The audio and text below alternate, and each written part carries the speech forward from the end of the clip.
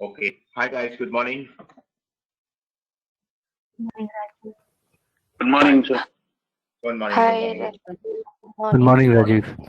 Morning, morning. Yeah, Good sorry, I morning. got a little bit of this background noise on my laptop. Okay, good. Uh, we can start right away. Awesome, awesome guys. Good to meet you again. And I'd like to ask with a question. So, what were your takeaways from the last session? Can someone summarize? What did you take home?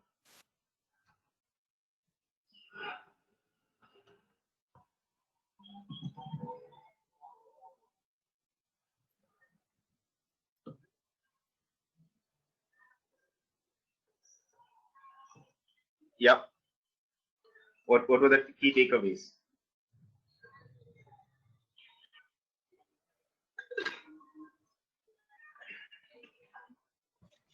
Um,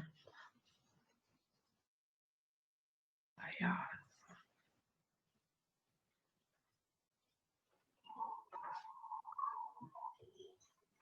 Hi, Rajiv. Good morning. Yeah, Devanshi. So, I think the basic takeaway from the last class was that because with whatever course we are doing now, we have to basically understand that we need to give solutions to the problems that company will be facing. So, understanding basically what the problem is and how we can go there from now is what should be our focus. To look at that, we need to look at the holistic picture as to not only how the company is working, but also on a competitive level and where it is going wrong. So we Okay. need to read more about the industry competitors to understand how things are and where we can go here. Right. Correct. That's good. That's good. Any other takeaway? We also learned about the different type of roles in finance industry and some challenges, and Right. also what we can do in future. Okay. And what is that, Suryansh? Can you summarize what are the different roles? What are the different? Uh, Let me start with sector wise. There in finance there are like commercial banking, investment banking, and of course there's Right. retail banking. Apart from that, there are asset management companies. Then there are you know uh, a company for their internal financial planning. Then, as for the role as a financial analyst, we can work as the credit analyst for providing loans to companies. Right. Uh, then we can use to predict, like as an asset management company, we can use the data to predict what will be the future earning capacity of the company. Then, as an investment banker, we can work on different different I'll say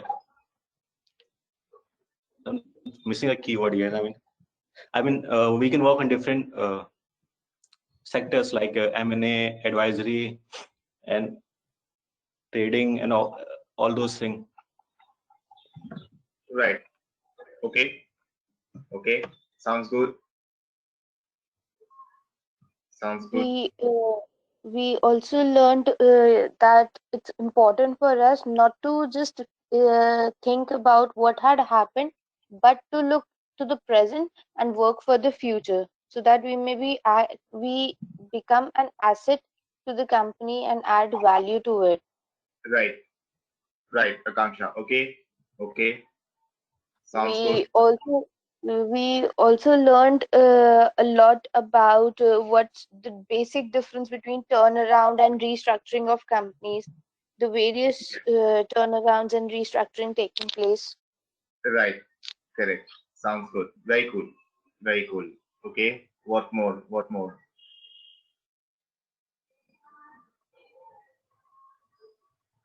And the main thing we were to do was to know that which industry suits us and to which sector we can further focus on and go ahead with, like Correct, various sectors we talked about.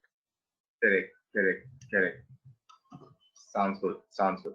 Super, super. I think I'm going to do this again and again every time. Okay. Every time I'm going to do this, which is ask you to summarize the last session and what were your key takeaways. Okay. But then, which means I would urge all of you to keep making notes. Do not just wait for the post-session material. Yes, that is there. That will be shared for sure, but do make your own personal notes. Okay. Why? Because it's a very essential skill set. Okay. Making notes, rather taking notes, summarizing, and arriving at the key takeaways from every meeting, be it a boardroom meet, be it a pitch deck, whatever you do, it's an essential boardroom skill set. Okay. It's the one of the most overlooked skill sets, but unfortunately, it is very, very critical. And most of us, until we are used to the art of summarizing, taking, and talking about key takeaways and taking notes, we can't really start articulating. So this is a good way to even articulate. Okay. Does that sound good? Sounds logical. Yeah, it does. Yes. Yeah. So Yes. Yes. yeah. So just do not log in and warm your devices. Right? It's warming devices is the remote analogy, right, of warming a chair in a physical setting. So just don't warm your devices. Work. Okay. And I think what you could do is take notes, ask questions, keep thinking, and share your perspectives. Okay. Cool. So I'm going to start today about landscape 2, second session on landscaping. All right. And I'm going to talk about the skill sets needed. How do you go about building those skill sets?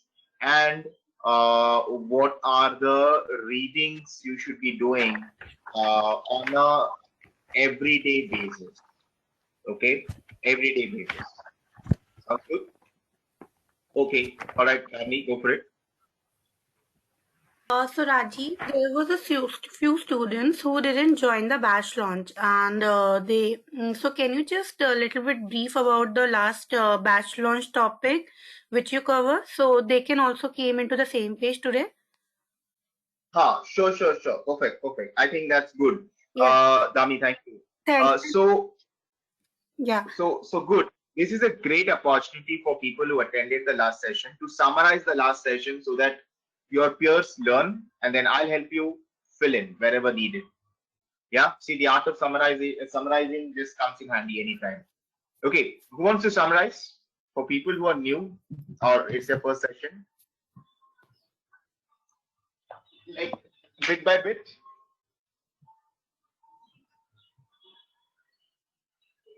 Once more. I requested you to people in the batch to please be vocal because I am receiving the message over the WhatsApp. So I request to the student who, if the trainer is asking the question, so please unmute yourself and answer the query. So it's make understand the trainer to whom to how to give you the briefing about the previous sessions, or you can how can he can clear your doubts also.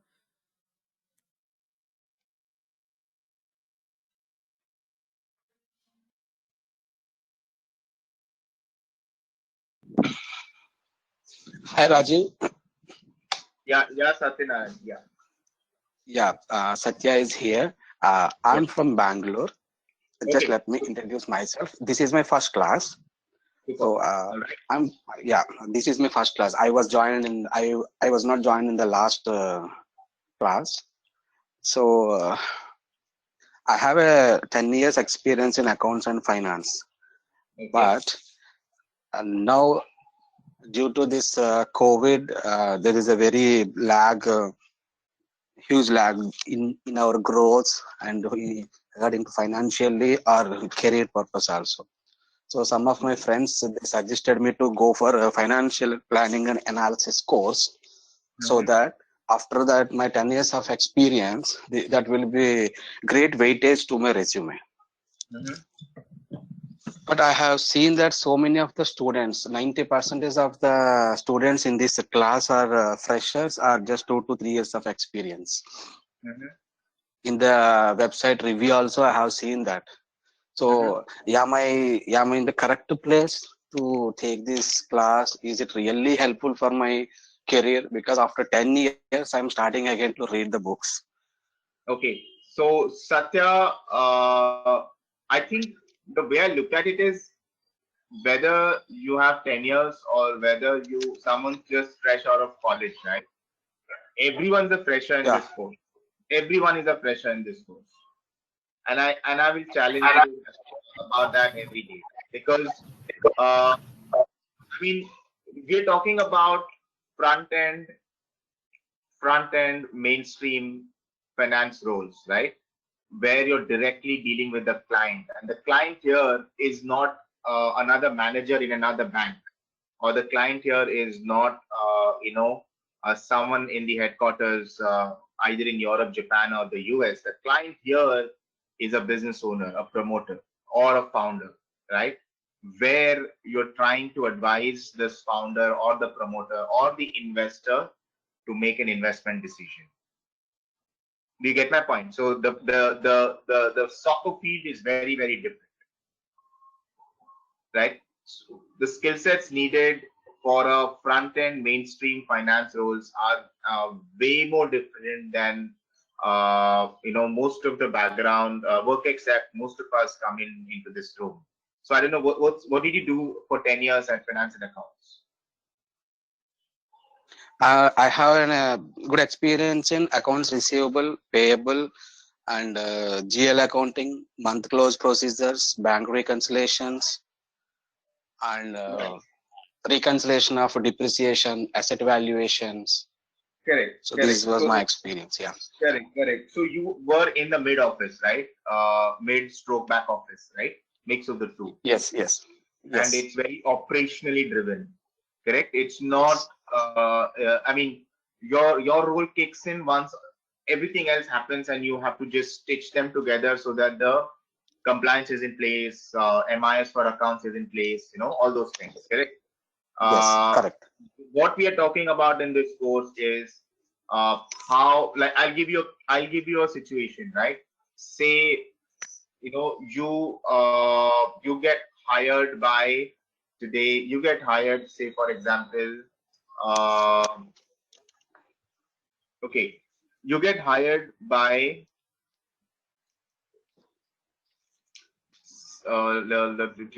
okay, you're advising today, a battery technology company. You're advising a battery technology company to raise Okay. about $3 million in growth capital. Okay. That's the kind of situation Okay. you're dealing with, and that's the problem statement. So problem statements in mainstream front-end finance are very, very small, very, very concise. How do you go about solving that? You need to know the industry, you need to know the technology, you need to know, okay, who are the investors in this space, what will be the valuation, how do you structure the deal, okay, and what are the risks in that business. That's one of the roles you're talking about, which means you Yeah. need to build. This is very different. So even if you're 10 years, yes, it's valuable. You have a lot of transferable skill sets that you can transfer to mainstream finance, in the front end, but you're still a fresher with respect to this role, right? So you have to look yourself from what role you want to get into. From that perspective, you're still a fresher, right? Does Yeah. that make For sense? this role, I'm a fresher. I agreed. But my just a small confusion is my 10 years experience was different, and the role which I'm chosen was is completely different. So the So is larger it the question. correct step what I have taken?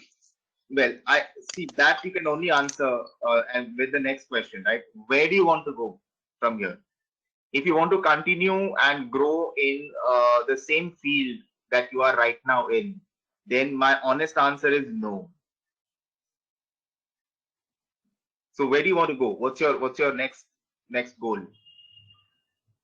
My next close is to improve my professional career growth. How? What roles are you looking at? Now I am going to get that manager role, senior manager role. Right. So in the same function, right? Are you Yeah. trying to switch your functions? That's what. No, in the same function. In the same Okay. function. Okay. So I don't know if it's then the right course, right? I mean, to you, if it's in the same function, and I don't like to mince words. I'm just very black and white in using my words, right? Uh, I mean, if roles like getting into front end finance excites you, if roles like getting into an investment bank, boutique, or a bulge bracket, or an equity research firm, or an asset management company on the research side, okay, front end research side, or a credit research on the front end side, at a bank or an NBFC or a fintech these days, I think that's when this is the right course. But if you want to probably become like the director of operations uh, for reconciliation and accounts and compliance, then it's not the right course. No, I'm sorry. I'm not interested to go within the same route.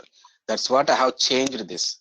But is this really helpful to my, at least my past experience or not? That was my question actually. Okay, so the answer is no. I mean, past experience is not going to help you. Okay. Yeah. So you have to. So I have to start. This is the fresh one, right? No. Absolutely. I mean, most mid office and back office roles are rarely helpful in front end finance because the environment, the working dynamics completely change. The mindset, the skill sets completely change.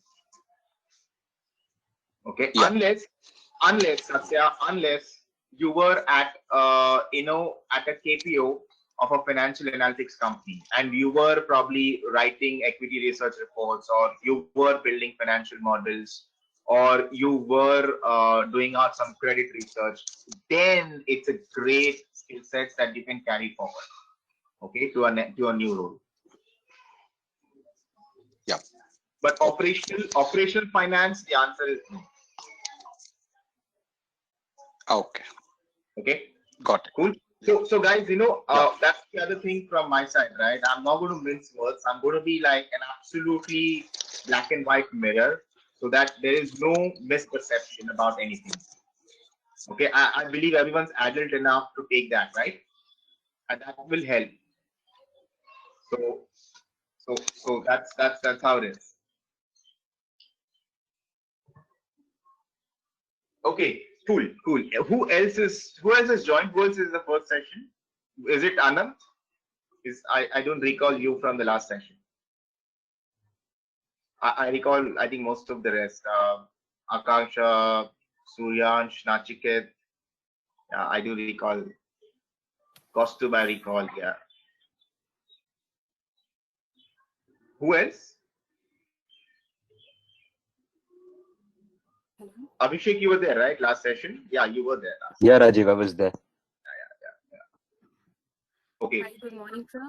My name is Preeti. I'm from Hyderabad. And Hi, this Preeti. is my first class. Ah, super. Okay. Cool. What do you do? And where do you want to go from here? Actually, I was in banking from last 7 years, and I dropped 1 year back because I was pregnant due to my baby. I resigned from my job, and currently I am. We lost you, Preeti. Yeah. Hello. Yeah. Actually, I'm wanted to learn some new skill. Actually, Okay, I was in sales, and I wanted to join in different segment or different department of the bank now. Okay, and what in banking? Which banking? Which bank? What in banking? What was your role? I was with HDFC Banking Personal Department, and I have also worked with Axis Bank in remote banking, and for 2 years I was in insurance also. So Okay, that nice. was all in sales only. Yes. All in sales? Yes. Great. So sales is a very good experience to have to transition into front end mainstream finance, right? Because sales is so much centered around relationship building your leads, right? Walking through that painful journey of conversion, right? So yeah. I think so. Your experience is definitely your past experience is definitely like a value add when you want to transition. Okay. Super. All right. Anyone else who's for whom this is the first class? No one, right? I think I recognize most of you. Okay. All right. Preeti, Satya, welcome. Okay. And I'll try to recap. What we did last session as we progress, and do ask questions. Don't hold back. Okay. I mean, I'm here to help you in the best possible way. All right. Okay, Yeah, thank cool. you. Should we proceed? Okay. Where was I? Okay, I'm going to talk about skill sets. I'm going to talk about how do you go about building those skill sets, and more importantly, what you should be reading on an everyday basis. This is the first part of the session that I want to cover today, and the next part is I want to walk you through the end product. What does a financial advisor end up producing? Correct? And for whom? Does that sound good? So you know what the end product is on day 2 of your course, and I'm sure that should motivate you enough to work backwards and build the skill sets to build that output, produce that output. Does that sound like a plan for today? Definitely, yes. Yeah, sure Everyone? it does. When you know the end product and you work backwards, that's the best way to learn, right? Where are we going? Correct? Okay. Correct. All right. So before driving, you put on your navigation map. Okay. I like doing that sometimes. Okay. Let's continue. And guys, any questions? Okay. Don't wait for me to ask. Just keep asking. Okay. All right. Dami, you'll have to make me the presenter so I can share my screen.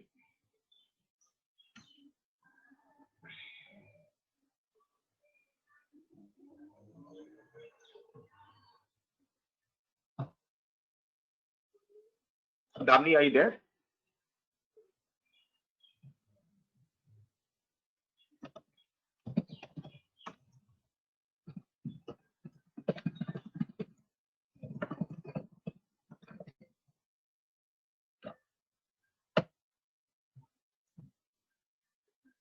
I have to call her. Maybe.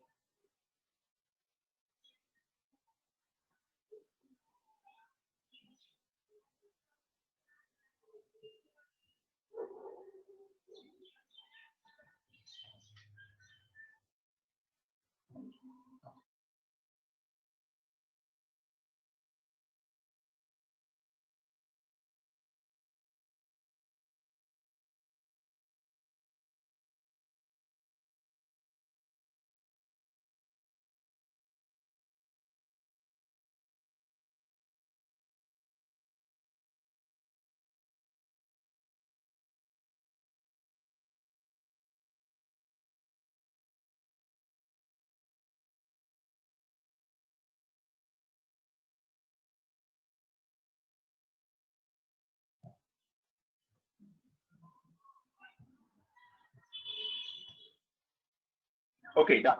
So let's see the skill sets to succeed. Okay, we'll talk about hard skills and we'll talk about soft skills. Okay, hard skills. All right. Number one, we need math, like really basic math, right? You need to have that mental math skills, basic percentages, fractions, something like that. I mean, I'm going to ask you. So let me pick. So Satya, hi, are you there? Yes. Yeah. So what's 1 on 7? 1 on 7. What percentage is 1 on 7? I didn't get you. 1 on 7. 1 over 7. What percentage is that?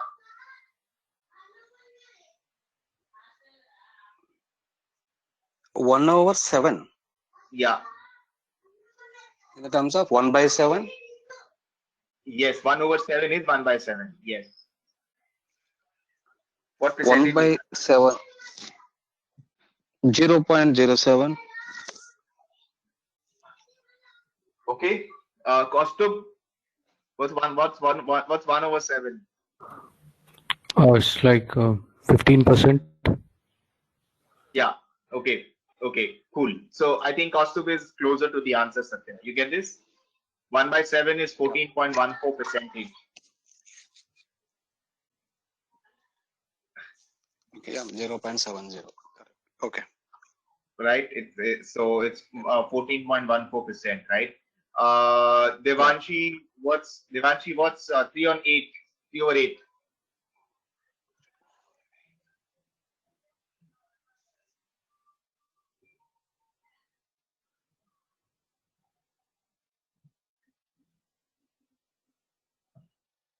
Sorry, today my internet is a little weak, but it's around 37%. Cool. Awesome. Awesome. All right. So you get my gist, right? You need to know these mental math, especially fractions and percentages, really quick without using the calculator. Okay. Why am I telling you is because trust me, guys, when you are sitting in a boardroom advising the promoters, or even when you're working on the analyst team, okay, the advisory team, you will need to do this quick math because you will have to check for scenarios. Okay, I know maybe most of you would be rusty because you may not have done this mental math for a long span of your time, right, working life, but it's very important, and that keeps your brain active, when you do these kind of mental math. Okay, I'm not really pushing you to talk about calculus or limits or partial differential. No, just basic math. Okay, sounds good. Because your common size statements, your growth rates, your compounded average growth rate, all these basic math that we did for finance is very very important, right? Sounds good. So that's the hard skills that is needed. Your interviews, sometimes the interviewer might just quickly plug in these kind of riddles and ask and test how you respond. Okay, there is no math round in the interview, but they just plug it in just to tease your brain, like how many how alert are you? Okay, so please work on that. Please work on that. At least you should know percentages and fractions right down to until 30. Okay, so 1 over 30, from 1 over 1 to 1 over 30. So until 30 parts you should be knowing all the percentages, like involuntary. Okay, shouldn't be waiting. Sounds good. How many of you are really good with math, mental math like this? It's okay if you're not. It's fine. I mean, we are all here to develop ourselves, right? Not Not, really not too good. good. You have to do it to work. So start. I want you to, as I said, start working on your skill sets from day 0. Okay, and today's day 1, FII. Okay, there's not much time left. Okay, then the hard skills is accounts. Okay, very very different. Accounts is very very very different in the front end finance, and I'm talking about financial accounting, talking about managerial accounting and cost accounting. Okay, we are not necessarily looking at learning accounting standards. Let me be very clear. Yes, but we should have a basic understanding of how financial accounting is recorded, but more importantly, being able to crunch numbers using your mental math on managerial accounts and cost accounting. Okay, again, not from a standards perspective, but from a decision making perspective. I'm going to reiterate, front end finance roles, okay, needs a thinking from the owner's perspective.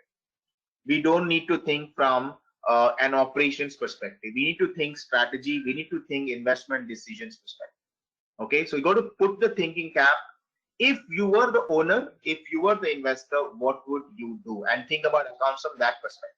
Okay, we have tomorrow we have an account session, so you will see how different it is from that of accounting standard 3, accounting standard 32, or whatever those are. Those are irrelevant. Okay, let the chart accountant handle it.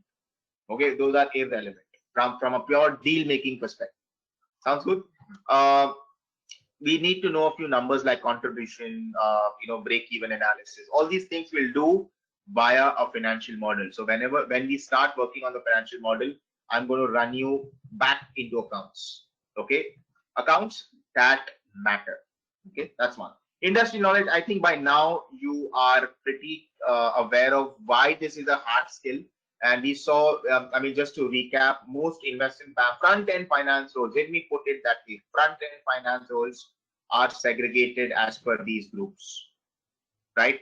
Your PECM, TMT, CNH, your autos and industrials, your FIG, airlines, and real estate and leverage finance, right?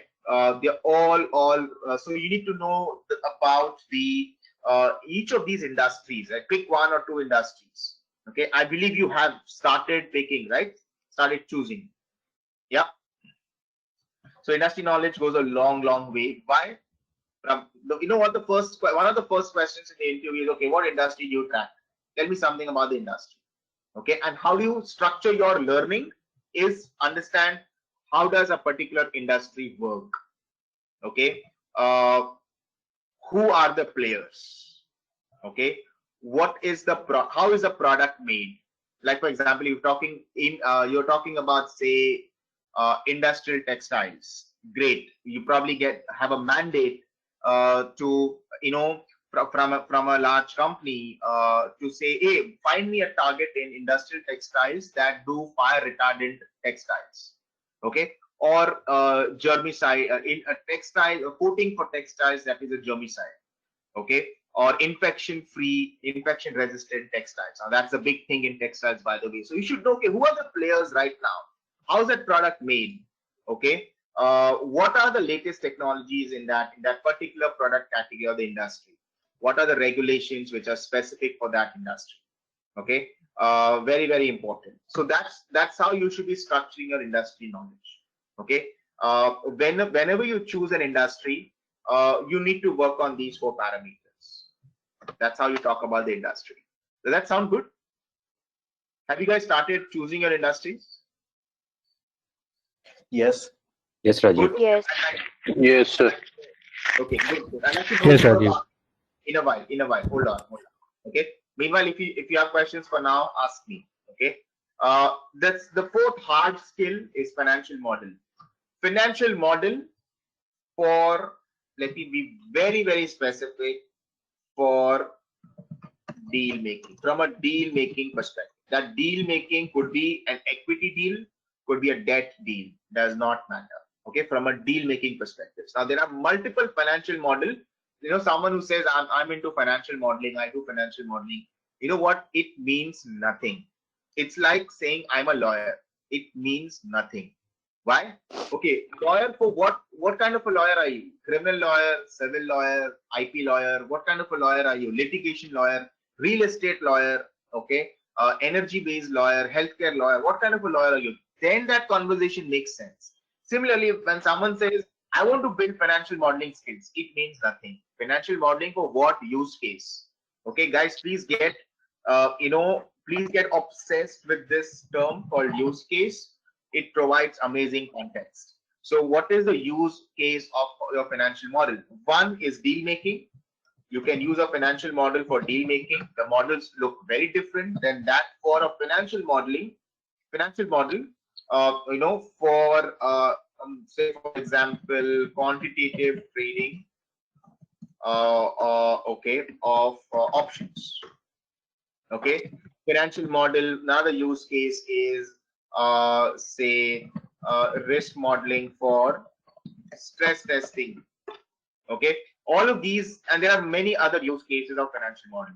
Okay, I want you to focus on financial models for deal making. Now, deal making, which means 1.A could be an equity deal, private equity deal, or a venture capital deal. Okay, it could be a credit deal, could be a project finance, could be a convertible note, could be a loan, pure loan, credit analysis. So we'll focus on these two. And with this, of course, I mean, the mezzanine structures are included. Sounds good? Sounds good. So all our models are geared towards the first use case, not the second or the third or the 5th or the 6th use case. Okay. You can also have a financial model, by the way, for personal finance. Okay. You also have a financial model for a monthly budgeting of your costs at a company. Okay. So each of these financial models look different. Okay. They are different animals from the same jungle. Okay.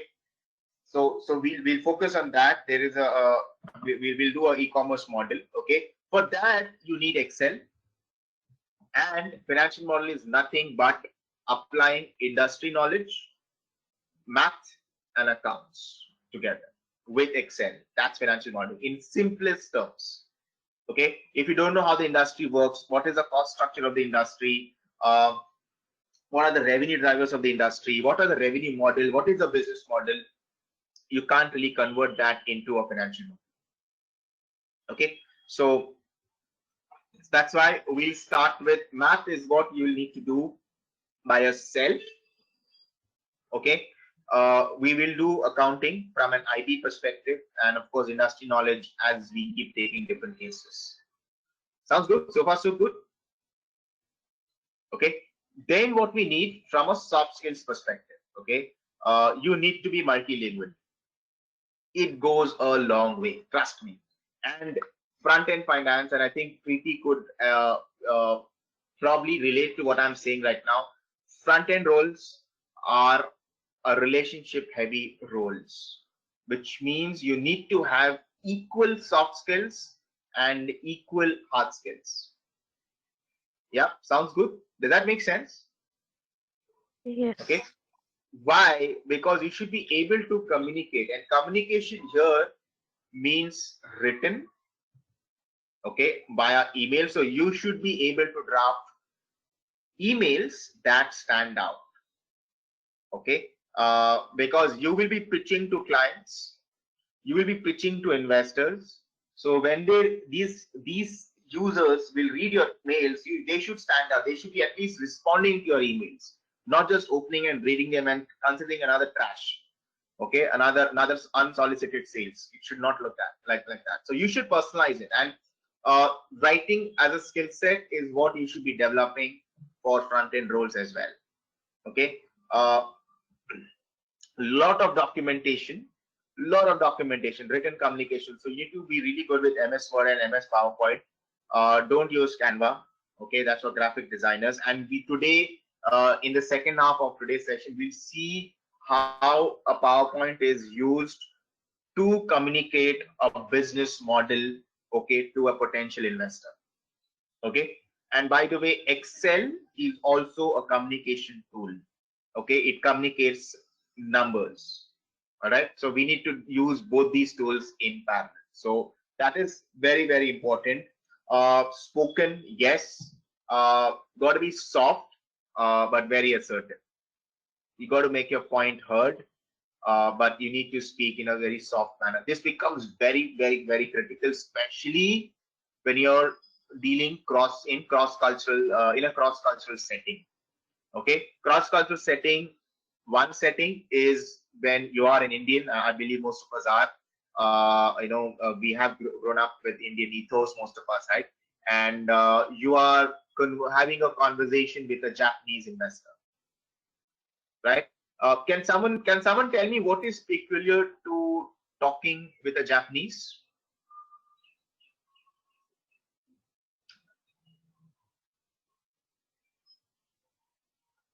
Come on, Japan is one of the biggest investors in India, right?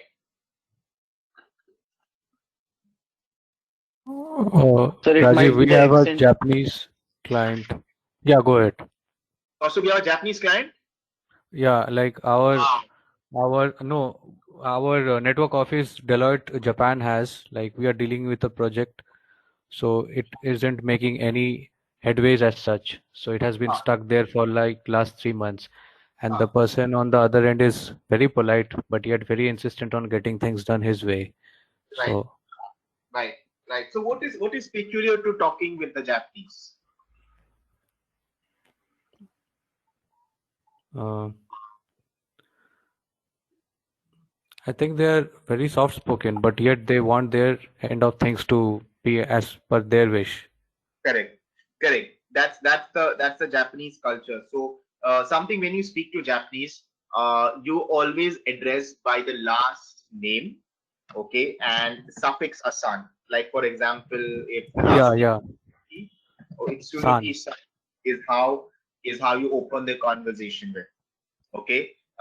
If it is Ono, the last name will be Ono san, right? If it's Another name, Edwin Numa is the last name. It's Edwin Numa, right? That's how it is. Okay, unless he or she allows you to refer by the first name, right? Very important. And if you don't do this, they are offended. So, and they will, and the worst thing is they will not even tell you that they're offended. They just stop. They just recede. They'll go reticent on you, right? Um, it's very peculiar. Was and unlike in India, like last name is say for example Sharma. Okay, we keep adding this Sharma G, right? Similar to that. Okay. Uh, However, I mean, it may sound good, and I mean, fair enough, but never use, like, if the first name is, say, for example, let me take some name from, okay, costume, right? So, and the most irritable thing I ever find in Indians communicating is, say, costume. If I have to address costume, right? You know what they'll write?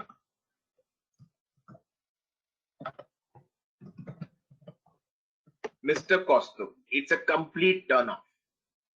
It should either be Mr. Datta or it should be Costume if Costume has permitted you to use his first name. Call you by his first name. Call him by his first name. There's never Mr. Costume. Right? It's just, I mean, it's ugly. It's just ugly, right? It's very irritable. Okay. So these little things go a long way in portraying how matured a communicator are you. I know I'm spending some time here, but guys, trust me, we're talking of serious front-end mainstream roles. Okay. Unfortunately, we most of our university, I mean, I don't know, I don't know, but about the others, but for a large chunk, what I've observed is we are not taught communication in the right manner. Okay. Generally we are rude. Indians are generally rude, okay, while communicating. Sorry to say this, but that's a fact. We need to learn. We need to improve a lot. Okay. So be soft but assertive. Listening, very important. Very important. So listening is also very important. Never cut someone midway. Allow someone to complete. If you have a questions, okay, prompt it and then wait for the other person to finish. Okay. Very important. And listening is the skill set that I actually tested you on when I started the session. Summarize and takeaways. It's an art of listening, and you convert that into your written notes. Right? Very important, because you'll be sitting in a board meet and the promoter will be explaining Hamara technology ye hai, ye hai, ye hai. He'll call his technical supervisor, he'll call his technical head, he'll call his sales guy, and then he'll be bombarded with a lot of info. If you just keep nodding head without making notes, your next meeting is going to be a disaster. Right? So very important. All right. Okay, how many are multilingual here? I think most of us are, right? At least bilingual. Most of us are at least bilingual. Yeah. Yeah, that's Yes, a given. Rajiv. Okay. I'm also talking about the other cross-cultural context is within India, and I have been through those situations where I had to do a deal in Eastern UP, like Mirzapur, specifically Mirzapur. Okay, this is East UP. It's one of the wheat belts, major wheat belts and wheat milling, grain milling, hubs in India. You cannot talk. You cannot talk the way you talk in Bombay. It's very different. Okay. And again, you need to adapt a lot of things. So very important. That sometimes makes or breaks a deal. FIR. Okay. All right. Personality, cultural awareness, very important, very important, and you should be able to break the ice. Okay. Like, how do you break the ice with someone you've just met? I think, in my view, food and greeting, the way you greet, go a long way in breaking the ice, because everyone, I mean, symbolizes their culture with food, right? That's the first interface. So with the Japanese, and I've worked with about some 12 odd different nationalities, like US, Turkish, Brazilians, Argentines, very different. Brazilians, Argentines are very, very different. They look similar, but they're very, very different. Austrians, and worked with a lot of Germans. Japanese, for sure, I've worked with a lot of Japanese and Koreans. Very different. So the first time you meet, how do you break the ice, right? Especially when you're doing cross-border transactions. It's important. Okay. And as you progress in your front end roles, you will be loaded with the additional responsibility of getting more business. Okay, so the vice president at a credit rating at a bank, I'm talking specifically commercial bank or a corporate bank, right? Or a vice president at an investment bank. One of the key roles is to get more business, and to get more business, you need to be having a very good soft skills.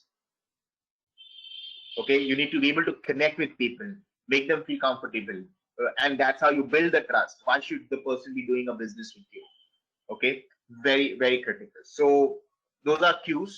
Yeah, well groomed does not mean overly dressed, but just be dressed enough. Okay, so meeting the Japanese, put on your blazers always. Okay, you're meeting the Brazilians, you can walk into the boardroom in a polo neck, absolutely fine in Brazil. Okay, I've done that. I've been there. I've worked there, so I know how the culture works, right? Even at Goldman Sachs boardroom, you just walk into a polo. It's fine. All right. So that's what matters. Okay. Then what? Okay. Any questions? Let me stop. Any questions? Any questions until now?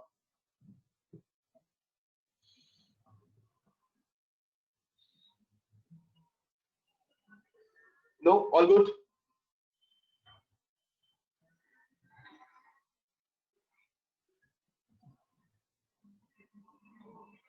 Actually, I wanted to ask, how do we improve our writing skills?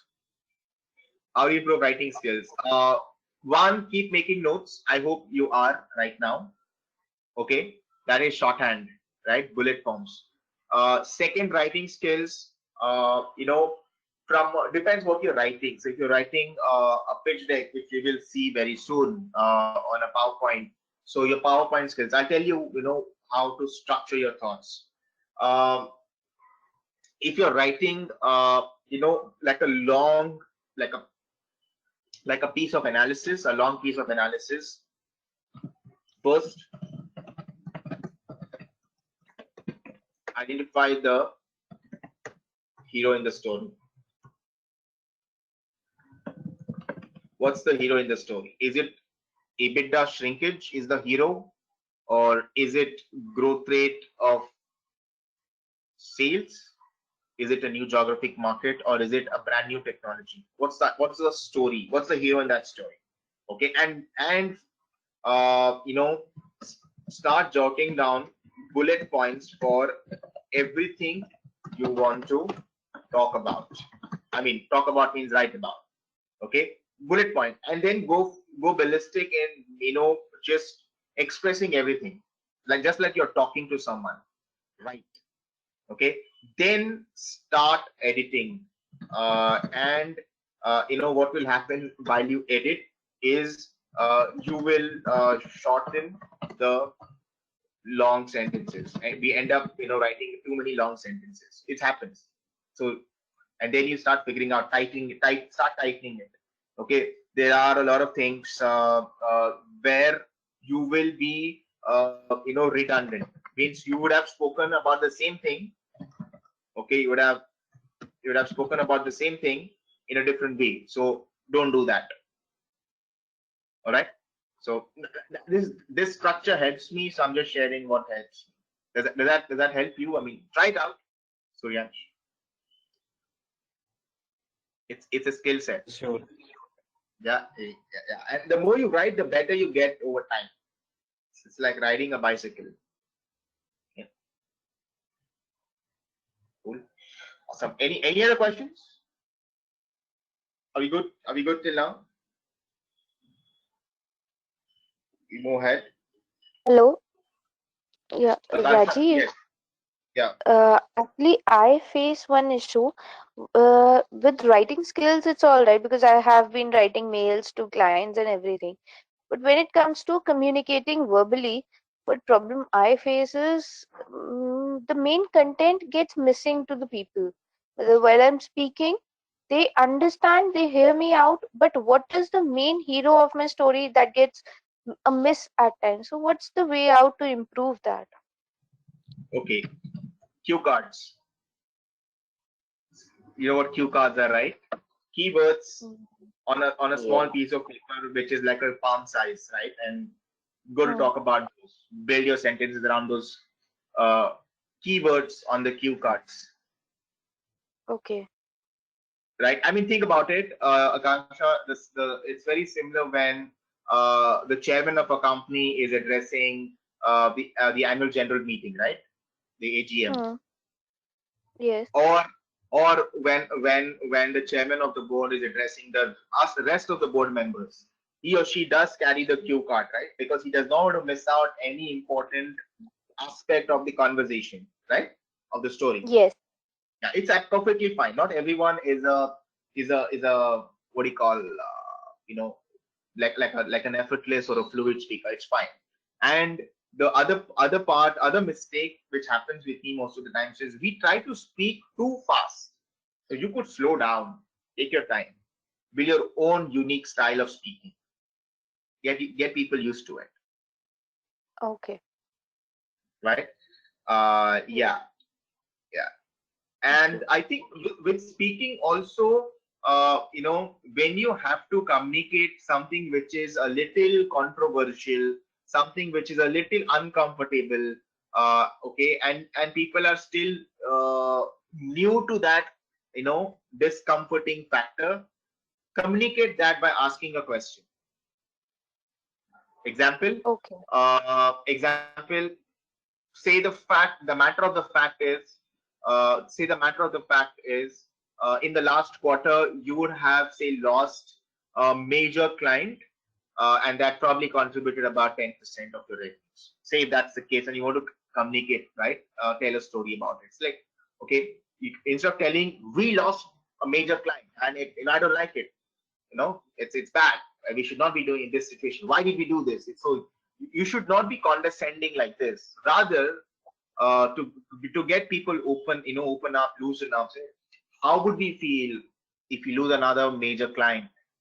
We won't feel good, right? So what can we do to prevent such things? So why don't we diagnose what went wrong with this client that we lost? You see, you frame questions which trigger people to think. Okay. This is again, it's not going to come overnight. It's a style Mm, one adapts, and everyone has a unique style. I have a unique style. I'm sure you noticed it by now. I have a unique style. Everyone in the room here has a unique style. But you have to find that style that you're most comfortable with, right? okay. Yeah, my style is asking a lot of questions, immediately trying to figure out an example that happened, an anecdote I can share. That's my style. I like that storytelling kind of format, right? Yeah. Yeah, Rajiv, I have a one input here.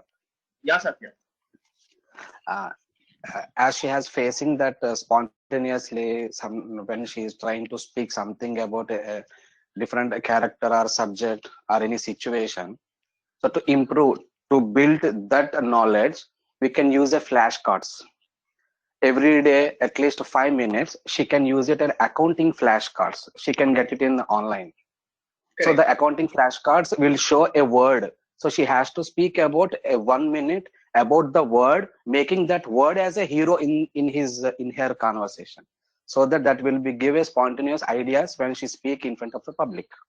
I mean, very good suggestion. Very good suggestion. Absolutely. Very good suggestion. And you could Yeah, speak that in front of the mirror.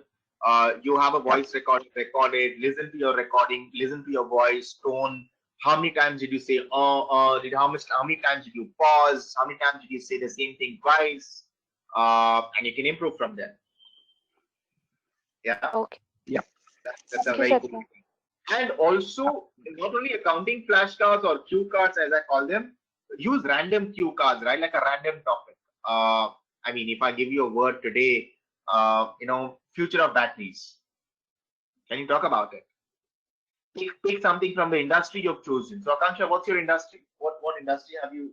I chose IT sector, and in that I have chosen information security. Okay, great. So, cyber security, future of cyber security. Can you talk about it for a minute? Then can you talk about it for 3 minutes? Then can you write about it in 500 words? Correct? And read that out. Okay, future of cryptography in role of cryptography in everyday messaging. Correct? So choose topics from your own industry, try talking about it, try writing about it. So with this, you will also develop the critical skill sets to analyze a situation, talk about a situation, and make you more knowledgeable on the industry as well, right? Okay, I'll try that. Yeah. Thank you. Super. All right. Any other questions? Are we? Is this helpful so far? So good.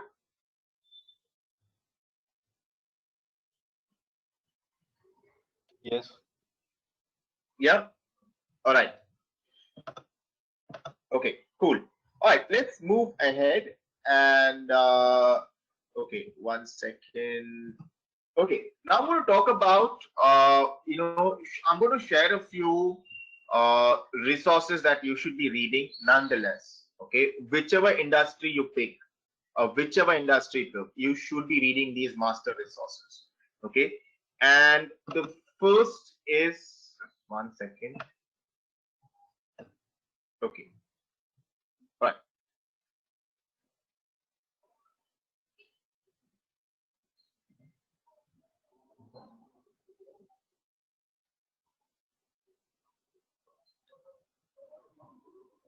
Okay. The first is you should be reading a lot of the research insights from McKinsey and Company. All right. Not because I work there, but irrespective, I think it gives you a very, very good insight into what will happen, what can happen, and what has happened, on both sides of the timeline. Okay. And the quality of the data, you will also see how data is represented, how data can be visualized in a more engaging manner. All right. So and I'll show you how to navigate these. If you first look at it, uh, these industries, I told you, right? Every front end role, finance, consulting, private equity, is structured as per industry groups. Which means if you are wanting to be like for in Akanksha's case, an IT specialist or an IT analyst, she'll be working in the TMT space, technology, media, telecom. You see that right here, yeah, technology, media, and telecom. Which Yes. means not necessarily she would be working on consumer packaged goods, CPG. The two industries are chalk and cheese, correct? And someone, I like pharma and med and automotives, aerospace and defense. So for me, I cannot really talk with as much confidence about CPG or cryptography than Akanksha would, right? And vice versa. So what the structure that I give you, the kind of readings I'm going to give you, the kind of discussions, conversations, case studies which I'm going to pick up is going to be structured as per the front office roles. Okay. So I'll tell you how to navigate. What to look at here. They have a lot of feature insights. Let's look at one of those. Okay. Trending topics. Okay. Artificial intelligence, climate change, next norm beyond coronavirus, future of work. What's the future of Asia? All right. So on and so on and so forth. All right. Just one sec, guys. Shishir, you're not audible. Maybe you want to check your mic. Just one sec. Rajiv, am I audible now? Hello. Shishir, yes, you're audible now. Yeah. Rajiv, I'm asking what are the prominent languages one should be knowing if he's in a financial sector market? I okay. Just to clarify, are you asking me about computing languages or cultural languages? Linguistic languages. Oh, okay. So I'll talk. Can I talk about myself? I'll talk about myself. Yes, Okay. sir. I Yeah. wanted to what are the knowledge, what are the languages English, you are very comfortable in? English. Okay. Okay. Of course, Hindi. I mean, that's so. I don't know. Is that officially a Rashtra Bhasha? That's still contested. But Hindi for sure. Um, I speak conversational Japanese. Okay. Conversational. Yeah. I'm fluent in Portuguese. Okay. I'm fluent in Spanish. Correct. And fluent in French. Okay. And among the Indian languages, I understand Bengali a little bit. Okay. And I can speak and understand Kannada. Right. Yeah. So I mean, I have a bias towards languages. Yeah. So that's my cluster. Okay. Okay. Now to answer your question specifically, uh, what languages you should be knowing is a function of uh, what uh, regions you will be largely working with, and and this is where I'm going to add another element here. Okay, another element here. Okay, so most of these banks front end roles are also uh, uh, clustered as per regions, or let me put it, geographies. Okay, typical clustering is APAC. Okay, APAC x Japan. So Asia Pacific, minus Japan. Few banks, few front end roles have India as a specific practice because India is large enough. Okay, so they will exclude India from APAC. Okay, you have ANZ, Australia, New Zealand, very distinct. So you become okay. Then you have your Latin America, okay, which is LATAM. You become North America, which is your United States of America and Canada. LATAM includes Central America, okay, and South America both. Okay, so from Honduras, Cuba, right down to Argentina. All right. You have Japan as the independent region, independent cluster, independent group. Okay. You have Middle East and North Africa because they are Arab-speaking nations. Most of them are bilingual, French and Arabic. Okay, of course Swahili when it comes to North Africa. So countries like Mauritania, Algeria, Tunisia, Egypt, and the Middle East. Okay, UAE, Saudi Arabia, Oman, and all those nations. 11 countries included: Israel, Lebanon, Jordan. Okay, and you have your continental Europe and Eastern Europe. Okay, few could say ex UK, and someone say for us UK is a different team. Depends how large the business you're doing with UK. Now, if so, with this what this means is you need to be like an India specialist on automotives or India specialist for consumers for doing private equity or turnarounds. Okay, or you could be a medical device specialist. Okay, a medical device and a pharma specialist for for Latin American countries. Dynamics completely change. Or you could be a you could be in the auto team for Latin America.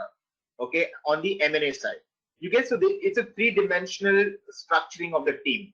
Now, depending on which team you want to get into or which team you will be looked at or you're looking to get hired for, you need to be conversant in that. I mean, specifically, I mean, I spent time in Latin, so Spanish and Portuguese for sure. They don't speak much of French, but yeah, nonetheless. So I worked on a few Japanese deals, and actually, my personal situation is a little different. I grew up with the Japanese culture, so I mean, as a kid, is what how it got into me. Right? So I don't know. Does that help you, Shishi? Does that help you and everyone else in the room? Yes, yes, yes, yes.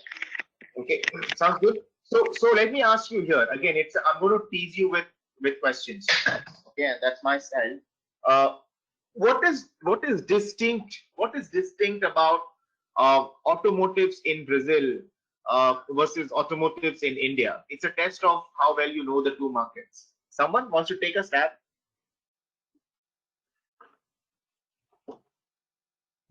I just mentioned, right? You will be clustered into regional teams. I'm just trying to drive home the point. Why is it important? So the question is, what is distinct in the Brazilian automotive market versus the Indian automotive market? Can I take a guess, Rajiv? Cost of, yeah. I think Brazilians export most of the automotives compared to Indians, like we consume ourselves. Okay, but India is the fifth largest exporter, right? Ahead of Brazil in terms of exports. Okay, okay. Yeah. And most developing countries end up doing export, right? So, yeah. Anyone else? Anyone else? Who? Kaustav, you with Lumax, right? If I get it right. No, I'm with Deloitte. Oh, you with Deloitte. Who's with Lumax? Someone with Lumax, right? He's not here today, I think. Oh, okay. Fair enough. What's his name? I forget. It's Abhinav, if I'm not mistaken. Abhinav. Okay, good. Anyone else?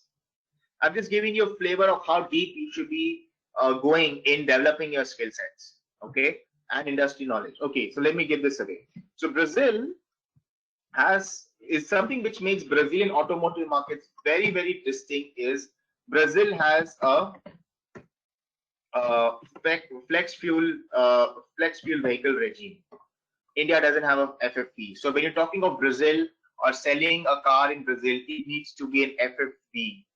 Okay, which means in your car you can run your car with 100% ethanol, or you can run your car with 100% petrol. Correct. So the engines in on the cars on the Brazilian roads are FFP. Okay, not in India. We can't run it in 100% ethanol, right? Does that give you how deep you should be going in the industry? Gives you some flavor. Yes, Rajiv. Okay. Yes, Okay. So Rajesh. guys, Rajiv, but all of this will come when you start working in an industry, right? Like I no, understand. Uh, okay. no. Lot of it will come, before you start working, because in the interview, Devanshi, think about it. In the interview, if you are prepared with few basic nitty gritties, I'm not doing everything, but little bit about that region, little bit about that industry, and you're more knowledgeable than the others, right? You stand a better chance to get through. Correct. Of course, when you get in, start working, you go deep down.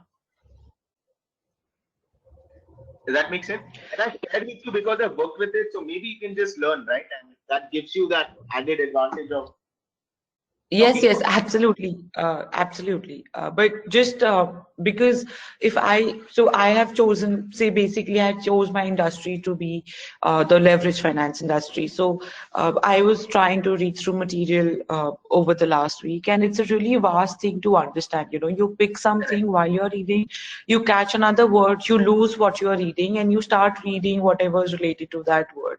So Right. it's just too vast a stream to I don't know. So So there will always be something that you will not know, or you've not come across, you've not read. exactly. I mean, it is even true for the managing director of Goldman Sachs today. It will be something he may not know or she may not know. It's fine. That's what makes front end finance so exciting. Correct. You learn so much, right? While doing it. Right. My point being is now peculiar case that you picked up is left fin. Leftfin is a category of transactions. Leftfin is not industry specific. Leftfin can happen in any of the industry groups, right? Do you agree? Leverage can happen. Yes. They can be leveraged by buyout in any of these industries. Yes, absolutely. So, correct, and that makes your choice a little more Too challenging. difficult. Yes, yes. Correct. That's what I'm saying. When you're picking companies, when you're picking industry groups like Leftfin, marry that with one industry, and see what kind of Leftfin deals happen in those industries and why. Right. Right. Correct. And generally, let me also give you some additional dope on this. Generally, you don't recruit for left-wing teams. IBANs don't recruit for left-wing teams. Left-wing teams are built from an internal team who worked in one of these industries. Correct. Because left-wing means you are getting into turnarounds and restructuring. So if you don't have prior understanding of the industry via a transaction or a deal, you will not be able to do justice to that left-wing transaction, right? How will you price Absolutely. the bond? Absolutely. Okay. So it is an internal recruitment. It's not an external recruitment. Right. Right. I would probably nudge you to pick one from these core industries. Drop airlines, drop airlines, drop real estate, because very few banks recruit for these. I want you to maximize your chances to get recruited, get hired, right? Pick from the rest. Right. If you're curious about Leftfin, let it be. Don't kill your curiosity, but get interested more, and at the same time satiate your curiosity. Balance the two. Okay. Okay. Okay. Yeah. Rajiv, may I ask something? Yes. Don't take permission. It's your class. Okay? Yeah, Rajiv. Yeah. Okay. Rajiv, are there enough PECM deals happening in India, like for me to get into that specialization? अरे अभी 2 हफ्ते पहले किया मैंने PECM deal $5 million. ठीक है. We are investing in Gigadyne. My portfolio. Okay, all right. Okay, pardon the typo. Sometimes I write too fast. Yeah. Okay. अभी तो हुआ 2 हफ्ते पहले, तो एकदम फ्रेश है. एनर्जी में क्या? Kaustubh, batteries, electric vehicles, grid, power banks. Correct? Yeah. And within chemicals, what? The battery companies need chemicals, right? Cobalt mining, lithium mining, right? Or graphene, carbons, right? Right. Power में हो रहा है, renewable power में हो रहा है, geothermals में हो रहा है, on-site vertical windmills में हो रहा है.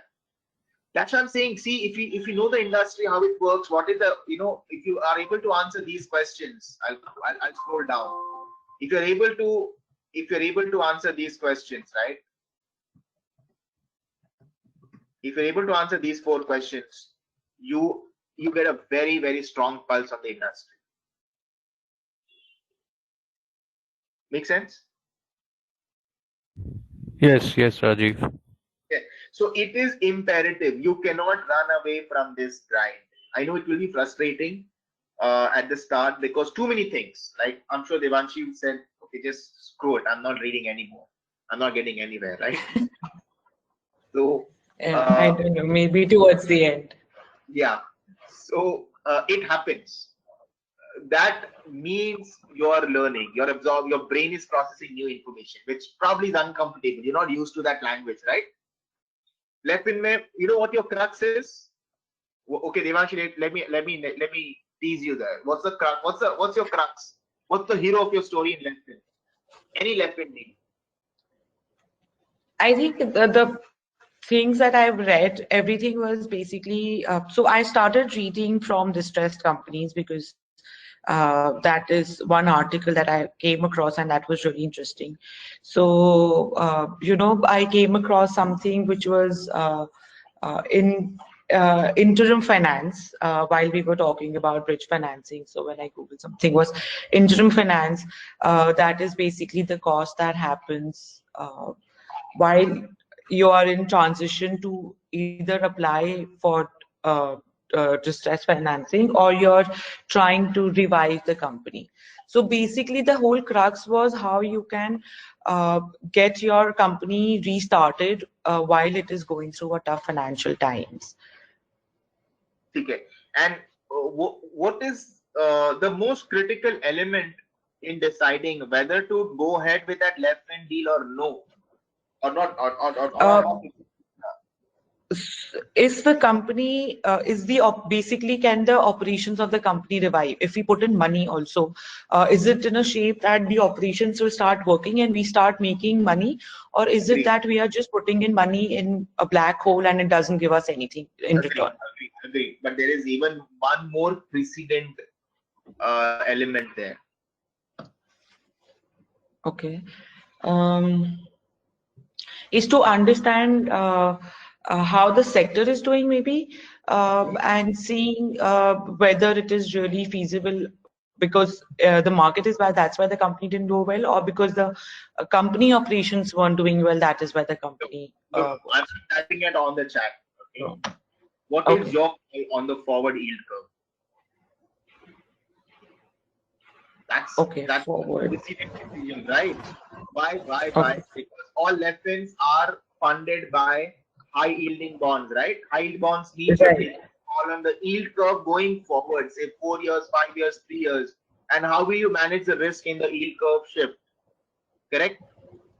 Right. Correct. So your yield, your yield spreads will determine whether to go ahead with that transaction or not. Correct? Are you Right. able to secure low cost debt or no? Correct. Yes. Yes. So which means invariably you need to understand yield spreads like anybody's business. You should be left in guys. You know what their experts are at. They end up becoming experts at spotty yield curve anomalies. Hmm.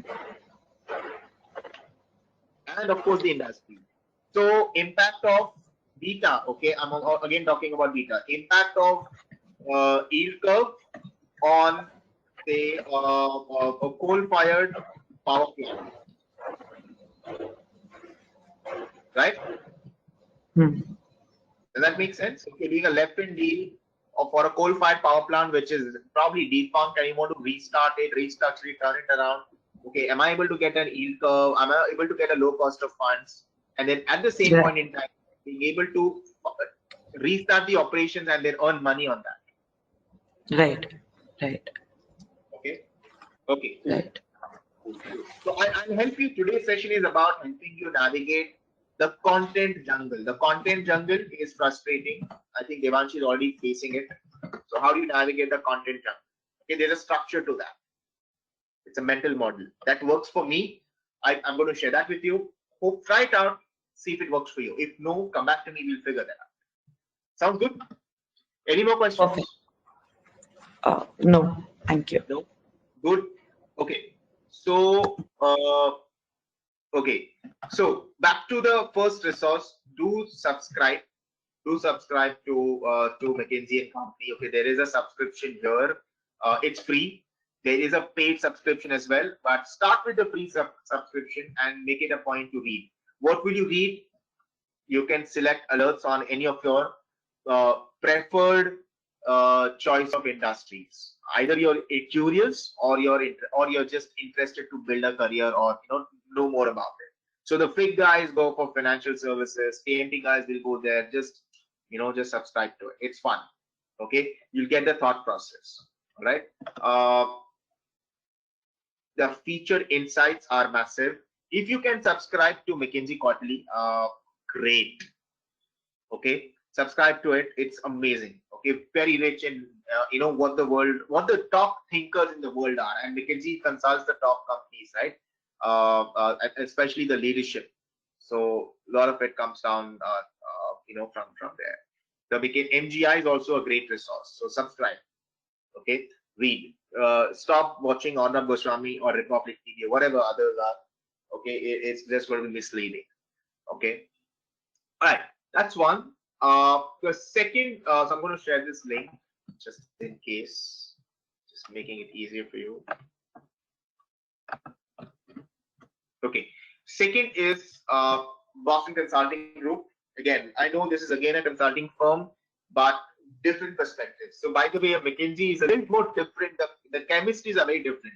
Okay, BCG and McKinsey. Again, if you look at the industries, they're structured in the similar format, the similar way, that we're discussing.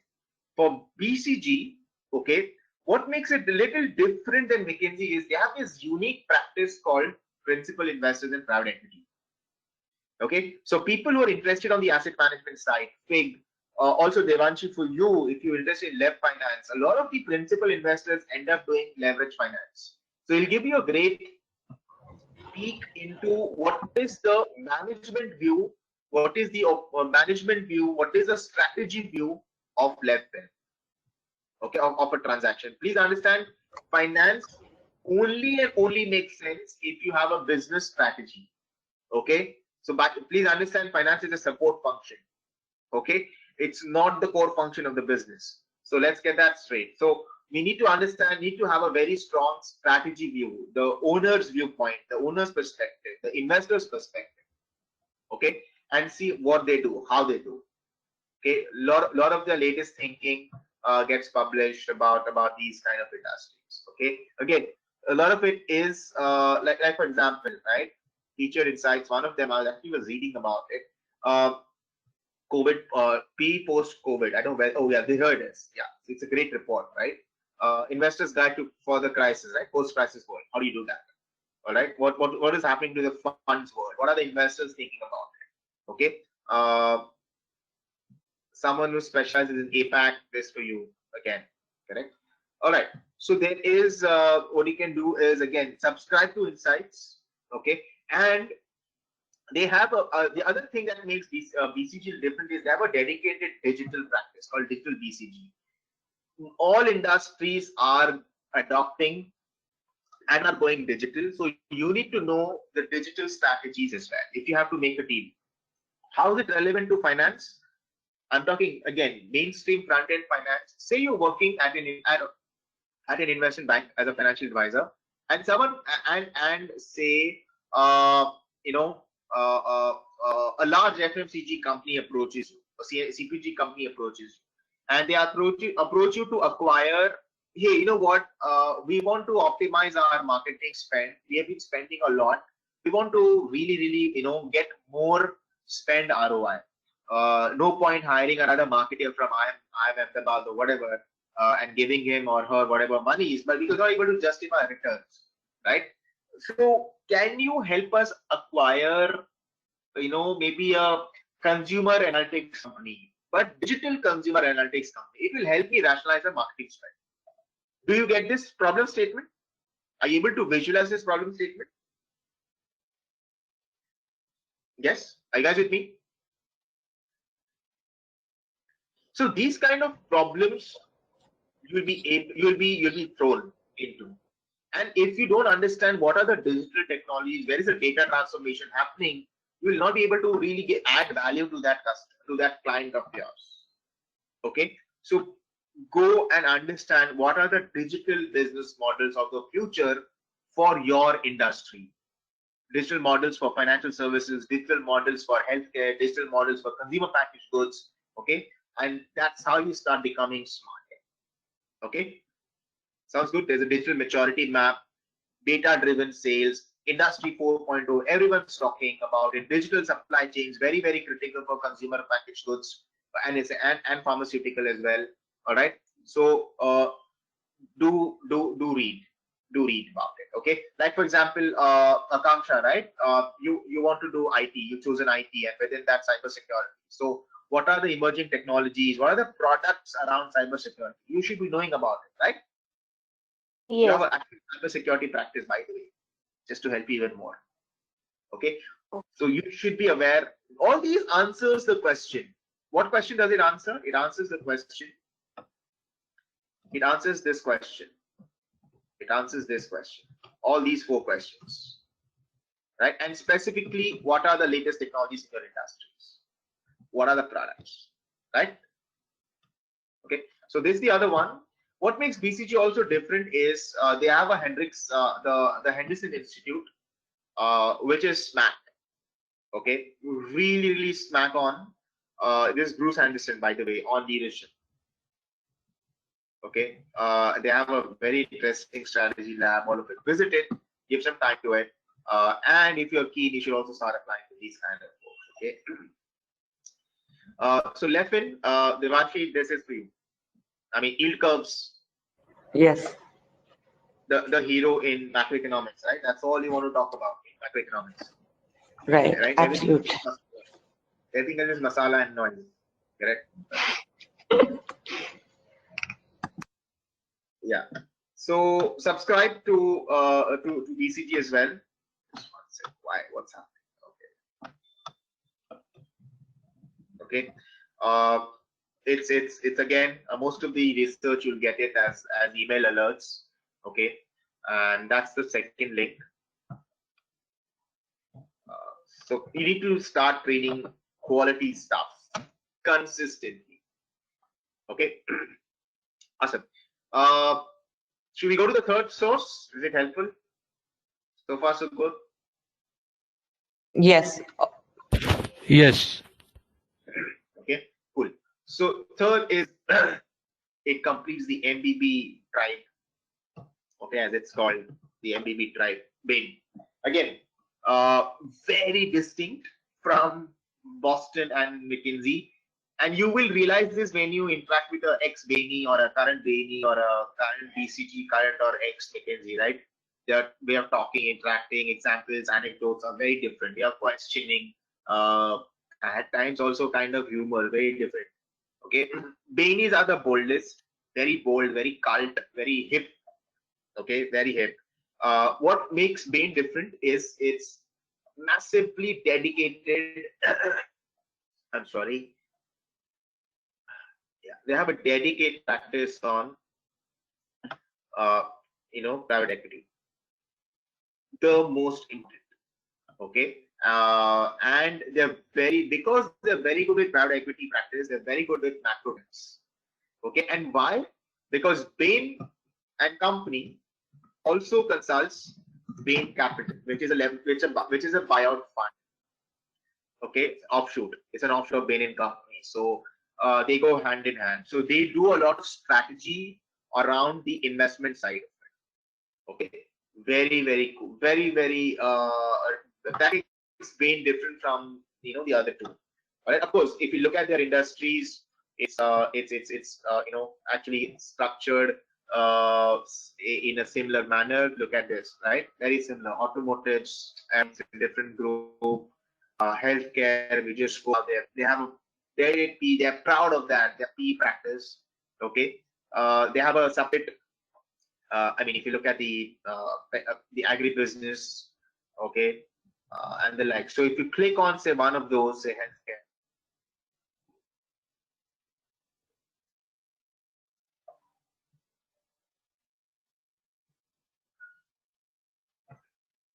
Okay, you get to know more about specific sub industries. Okay, let's take medtech. Okay, so shared services in medtech, correct? What are the next big things there? Okay, so interesting insights you get. One second. That's a good story, correct? So how does the shared services model work for hospitals? Very important to know, correct? So a business model that you would probably recommend, talk about shared services. So then go and find who are the shared services providers for hospitals. Who are the players there? See, that's how you should be reading. That's how you should be navigating the content jungle. One thing will lead to the other. Yes, make a note of it, and for each new touch point, make a search. Read about it separately. Sounds good? Okay. Go for that.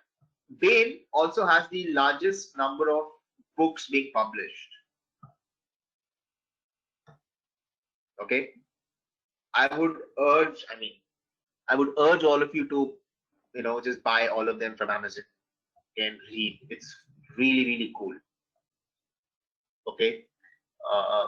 So the highest number of And all of this perspective, usually when you do all of this, you'll be able to connect, communicate, right? Communication means you'll be able to connect. You should be able to connect. You'll be able to connect with the promoters, the high stakeholders like investors, very, very, very quickly. Okay. And this is by the way a great book, Lessons Learned from Private Equity. Any company can use, right? Very cool. So it understands the leverage finance perspective. All right. You want to talk about mergers and acquisitions. If you don't have a strategy view to it, I'm sorry. M&A is not accounting, amalgamation, blah, blah, blah. That happens way later. Okay, and we'll see why and how. Cool. So that's been for you. They have a very large India office, right, in Delhi. Right. Cool. All right. Any questions? I'm waiting for any questions. I'll let me pause for 30 seconds. Any questions? Any thoughts?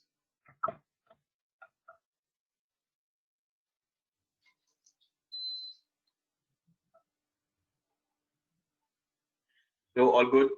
Have you guys been reading these things? Anyone? Just curious.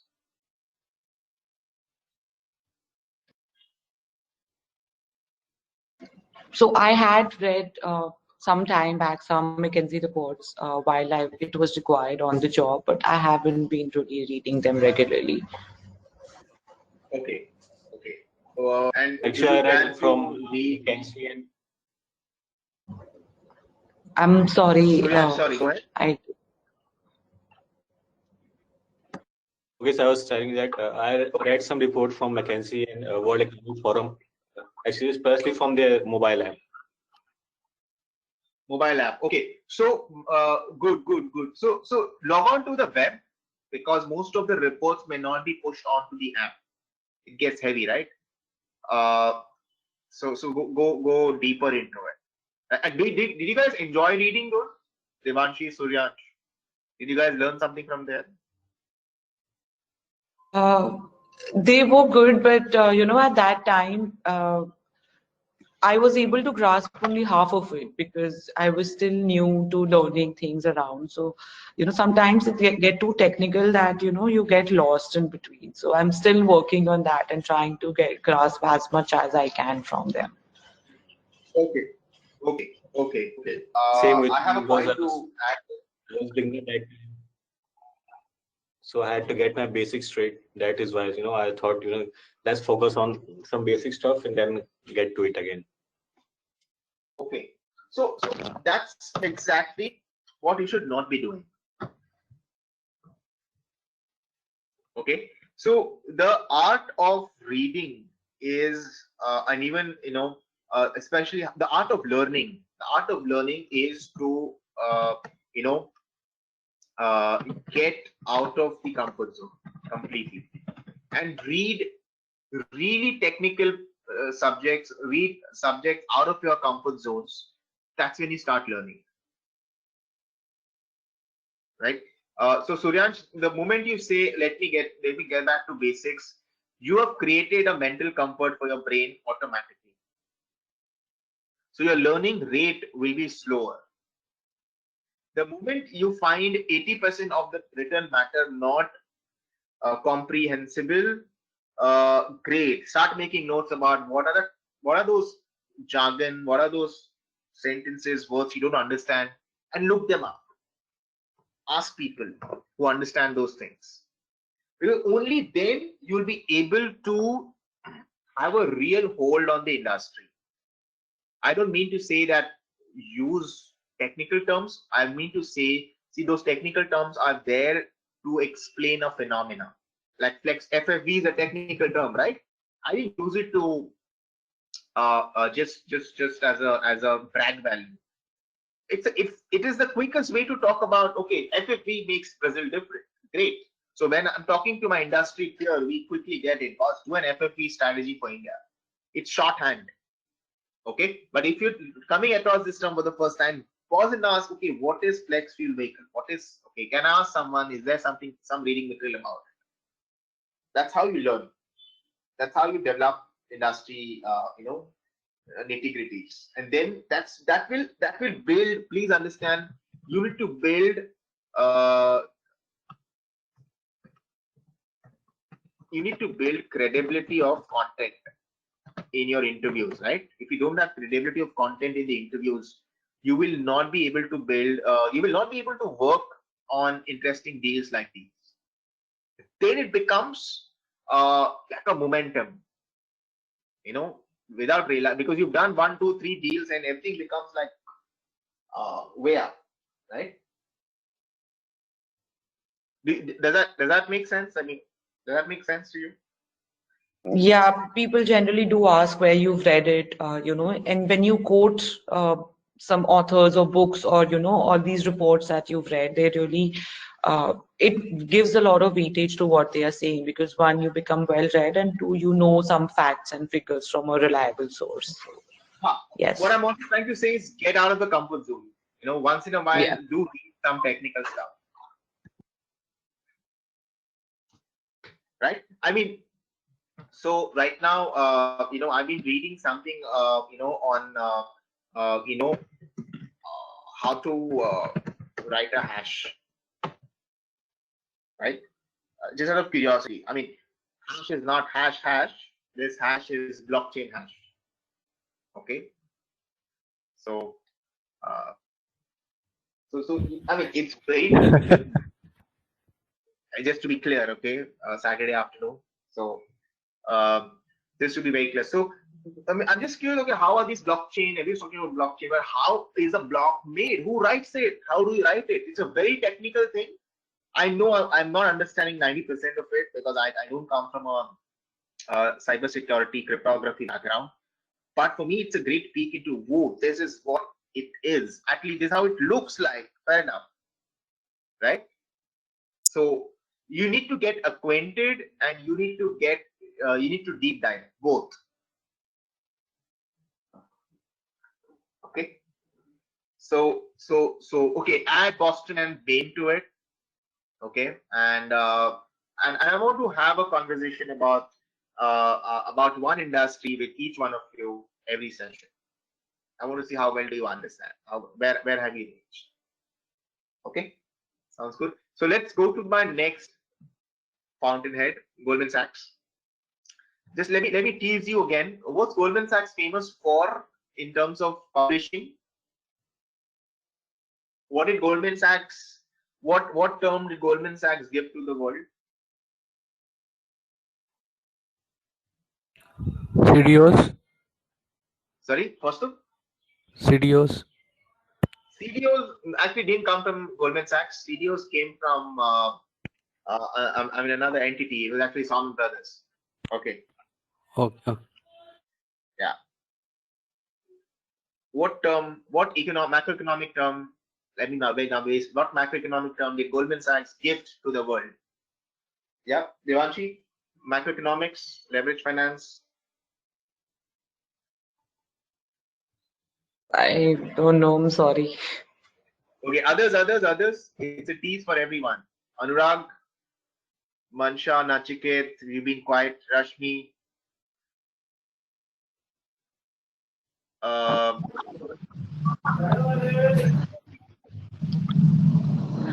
Hi Rajiv, I have no idea. No idea.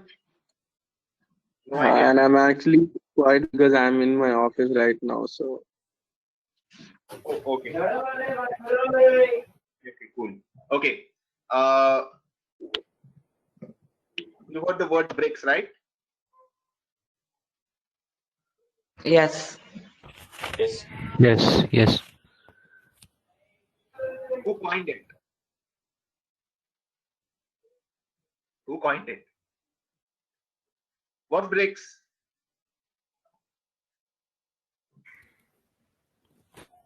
It's basically an acronym used for 5 major economies, which is Brazil, Russia, India, China, and South Africa. Cool. So Goldman Sachs gave this to the world, right? So it was Jim O'Neill, correct? It's Jim O'Neill and one Indian. Do you know the Indian's name?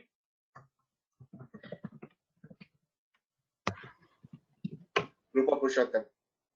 while she was at GS, right? These two folks coined the word BRICS. I mean, did a lot of research on how BRICS economies are going to be, driving the next global GDP, and that was Goldman Sachs. Everyone suddenly became curious about BRICS about 12 years, 13 years ago, right? So Goldman Sachs does that kind of, really, really bold moves, and their insights are very, very interesting. Very interesting. They talk about politics. They talk about, there's a daily check-in, by the way. You should look at it. Okay, way forward. They have amazing infographics. Okay, and they have a lot of Goldman Sachs research. And then you can also let's first look at infographics. I mean, one of my favorite parts at Goldman, right?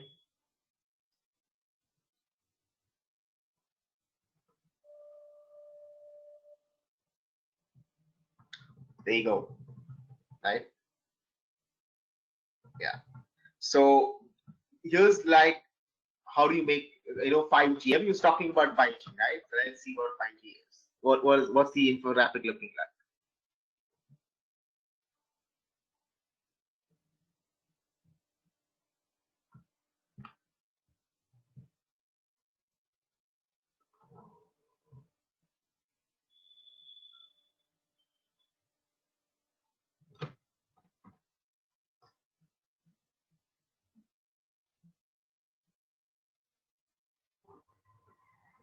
There you go.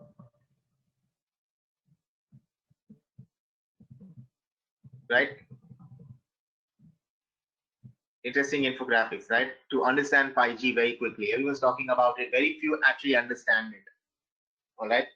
So this is what I mean by, really, really reading things that matter. Okay. So again, subscribe to it. It's very interesting. That's Goldman Sachs insights for you. Okay. All right. Cool.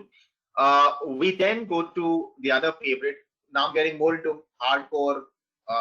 Getting more into finance, specifically investments, not finance. Oaktree Capital. Anyone heard of Oaktree Capital before?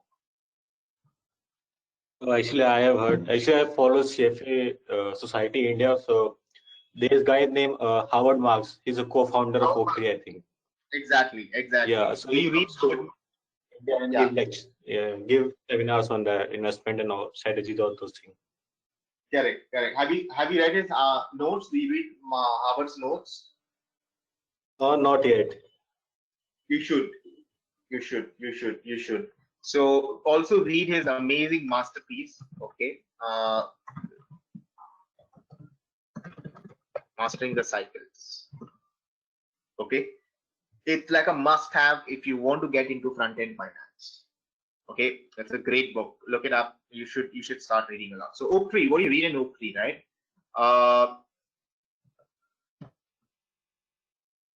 Oaktree, by the way, is the world's largest hedge fund, like an asset manager.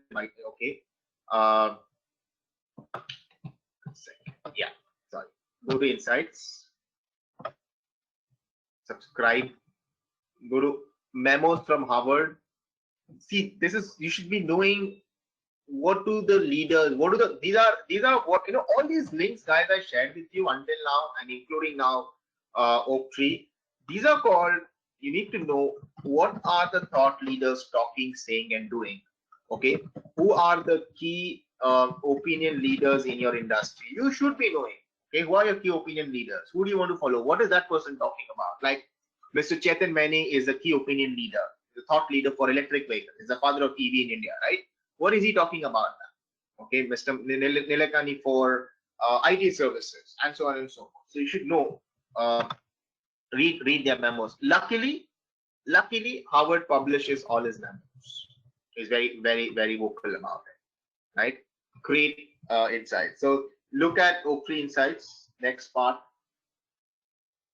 Okay, market commentary, their strategy primers, right? High yield bonds, there you go, for leverage buyouts, case for debt in real estate. It's just amazing. How has the credit performed globally in the last quarter, the third quarter actually? Like, yeah, there are a lot of special editions. Okay, so that's the other link I'll give you. Oaktree. Subscribe to all these. This should be your daily reading habit. Okay. Okay. Let me ask you. Do you guys have like a dedicated reading study time for yourselves? Yes, I have. Yes, Rajiv, I have. Great. Rajiv. Great.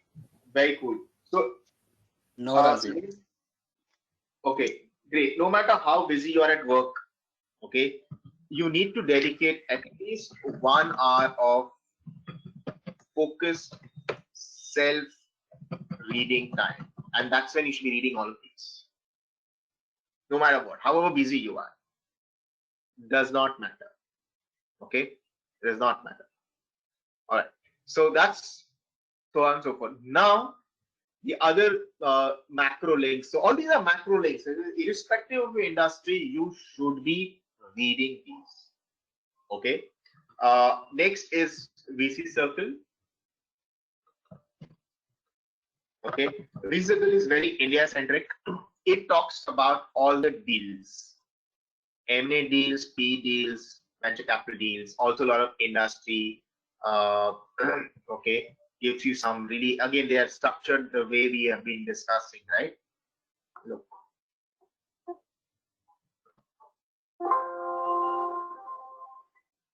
Right.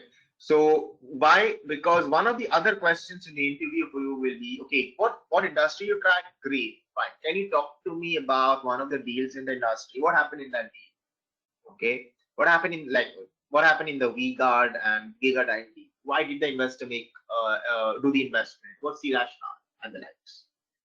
Sounds good. So VC Circle, subscribe. You can also subscribe to the paid version. It's not expensive. $5,000, something like that. That's it. Okay, worth your monies. Okay, anyone reads VC Circle?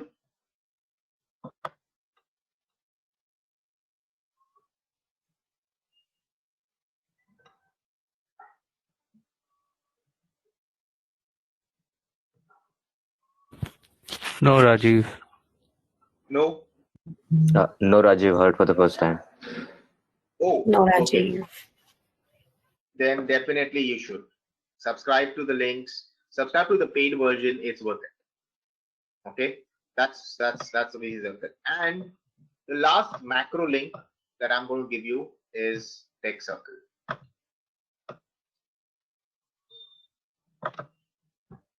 Tech Circle is not only for Akapta who follows technology, it's for everyone in the room. Every industry is getting disrupted by technology. Okay, the good, old, dusty, unsexy power business as well. Okay, so you need to know what is the technology going forward. What are these tech guys up to? Right? How will 3D printing drastically redefine manufacturing? Okay, how will 3D printing impact organ transplants? Correct. How will the Internet of Things make my content business better? Your OTT players, they are leveraging IoT to a great extent. Netflix, Prime, okay, a Woot, okay, name it, and they're using it. Okay, so you need to have some element of technology. Talk as well. That is how you need to prepare for these 4 questions. Yeah, sounds good. Yes. And post which I'll give you Yes, industry yes. specific ones once you've chosen. So not today, but tomorrow. You come out, you think through again, and tomorrow I'll give you those things. Okay. Any questions? Rajiv, I just now saw an article about the FCA and the PSA merger to Stellantis. How do you see that? I mean, I know the thing I asked, it's a separate question, but I just now saw an article and I ask you. Actually, Abhishek, your voice is not too clear. Can you come circle back on that? Yeah.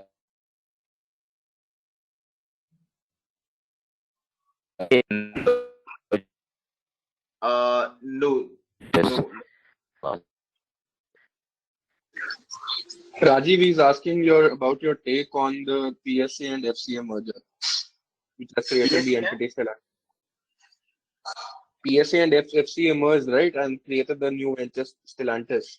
He's asking about your take on that. Right, right, right. Not, I don't know. I can't. One sec. Some audio problem on my side. Hold on. Let me mute and unmute once.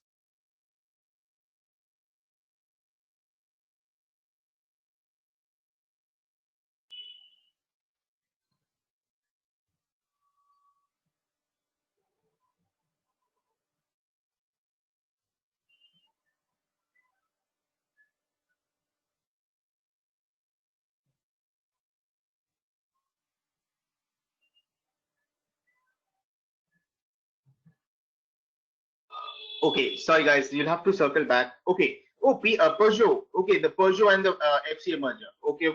Cool. All right. Still now I get that. So okay, here's the thing, right? See, if you look at the FCA portfolio, right, which is Fiat Chrysler, I think their biggest strength is the Chrysler portfolio right now. Okay, that's doing better than the Fiat portfolio. Okay, world over except Europe, Europe and Brazil, where Fiat is doing more, performing better. On the other side, Peugeot has been trying to retreat for a very long time. They've been a very regional player. They're trying to get this global scale. So Peugeot will be able to leverage FCA's global distribution network, access to aftermarkets and spares, right? And that's why that rationale from Peugeot's standpoint.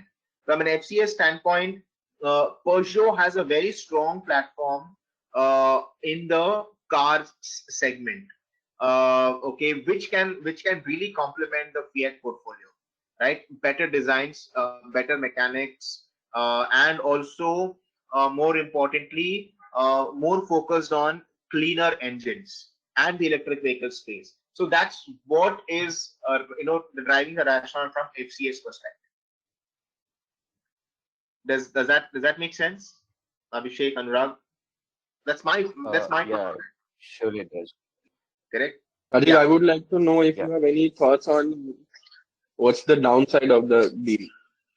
Downside of the deal, like any other large deal, right? Integration issues, not being able to merge people, not being able to unify the engineering research centers on two sides, not being able to merge procurement. They should now have a central procurement division instead of two. And that may have impact on vendor retention and cost of spare parts. And that's the risk that I see in any mergers like these, right? The other thing which hopefully will not come even later is the competition commission. Hopefully, that shouldn't be a problem. Yeah. Does that make sense, Anurag, Abhishek? I mean, that's my take. Yeah. Okay.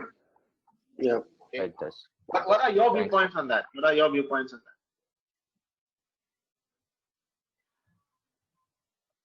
I think this merger could be a great deal, and as the Chrysler, the Citroen is really entering into India. Recently, they are making an announcement for the new car, which is they are launching in India.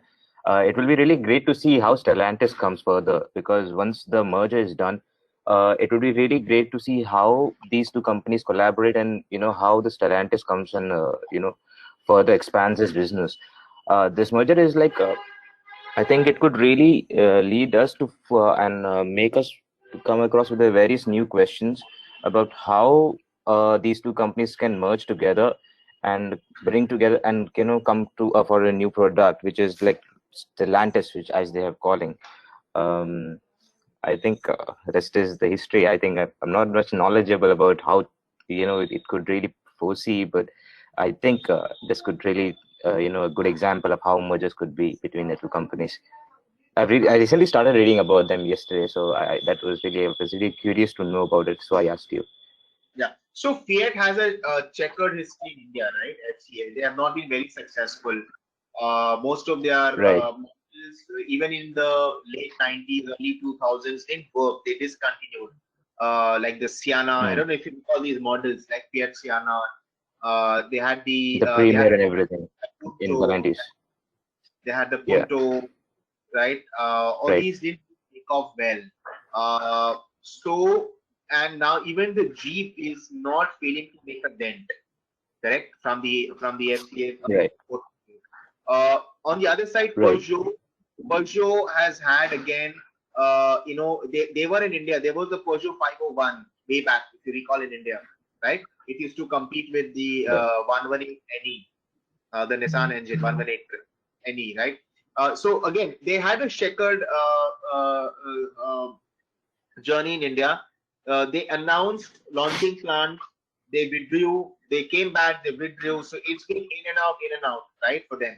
And now with this merger, they can leverage Fiat's existing plants around Chakan and Ranjangaon, right, and consolidate their production, at least the assembly lines and the agglomeration, right. And we'll see how they're able to make a dent into the consumer psyche. Their biggest competition will be Hyundai, more than Suzuki, my view. Rajiv, what went wrong with Fiat, even though their engines were like the most selling, the 1.3 liter ones? You're talking of which model in Fiat? Like all of the models in Fiat didn't do quite well, but in India, but though their engines did pretty well. Okay, so the problem with Fiat was that they did not, see the future very specifically. Let's go back. I go back to a very dated story, but that's where it starts, and it continued from there on. It never improved. Fiat Padmini, you recall that model? Our good old taxis in Bombay were Fiat Padmini. Yes, yes. Yes. Okay. Yes. Yes.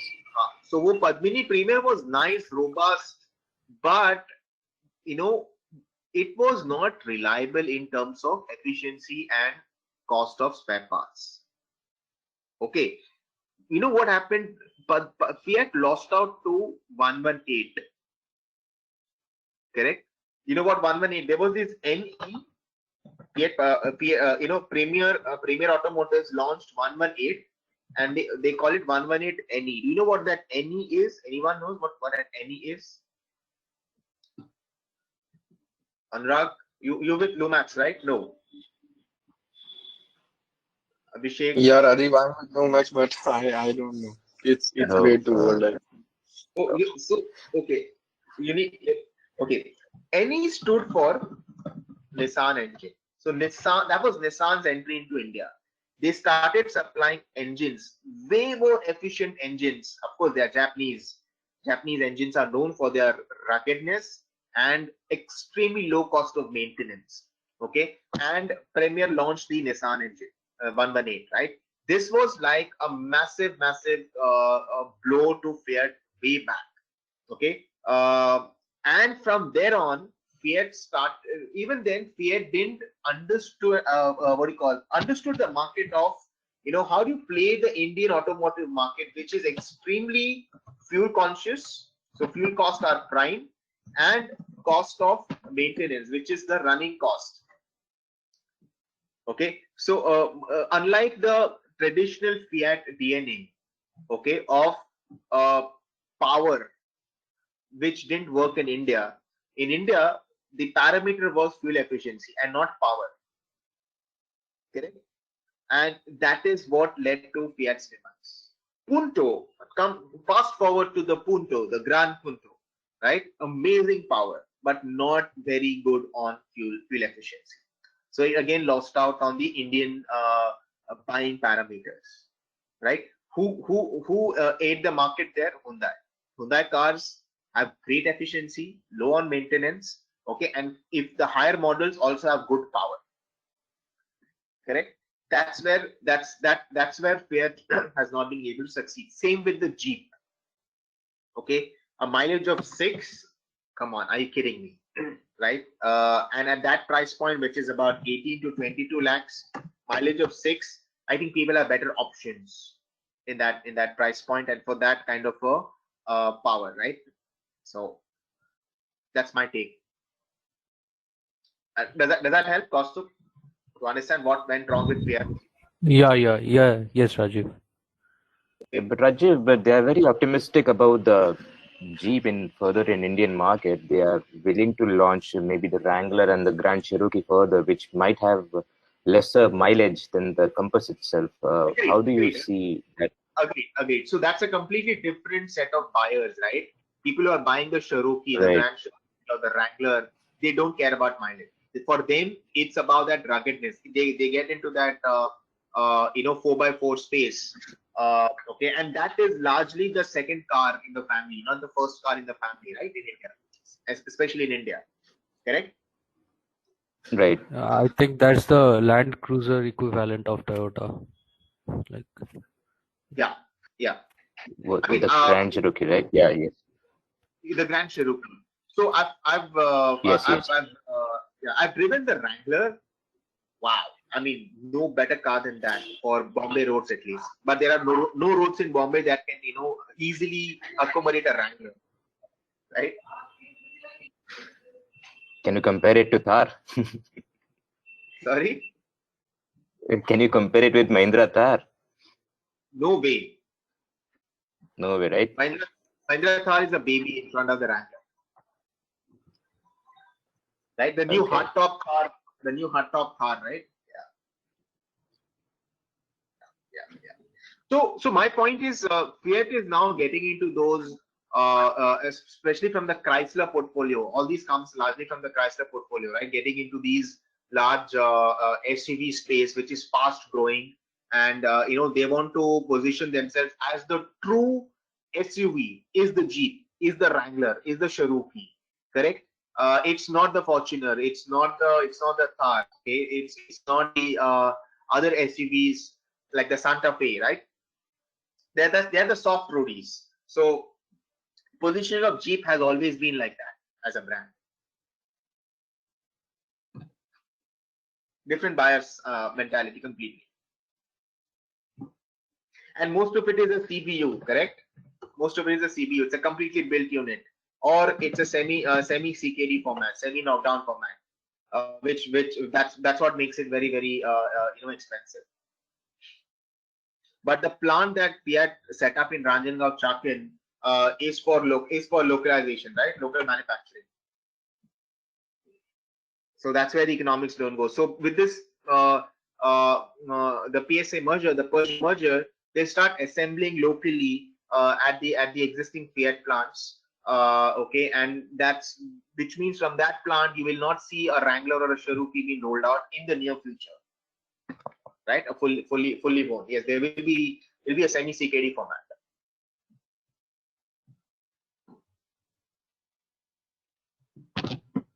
Cool. Any other questions?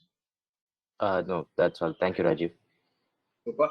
All right, guys. So, just to summarize, are we all good with what skill sets we need to develop, and what kind of industry knowledge we need to develop, and where do we start building that? Are these three questions answered? Do we have clarity on these three questions? yes, Rajiv. Yes. Yes. Sure. Yes. No matter what, I think each one should have a conversation just like Anurag, Abhishek, and I were having on automotives, right? You should be having that kind of conversations for your respective industries. Yeah. Okay. Cool. So guys, what I want to do next is walk you through the output. But do you guys mind taking like a 10-minute break, like a breather? Yes, Rajiv. That would be Yeah, nice. yes, Rajiv. That will do. Thank you. Yes. Okay. So we'll resume at 11. Is that okay? We are at 10:50 now. We can resume at 11. That will find fine. Super. All right. So I see you at 11 o'clock. Yeah, okay.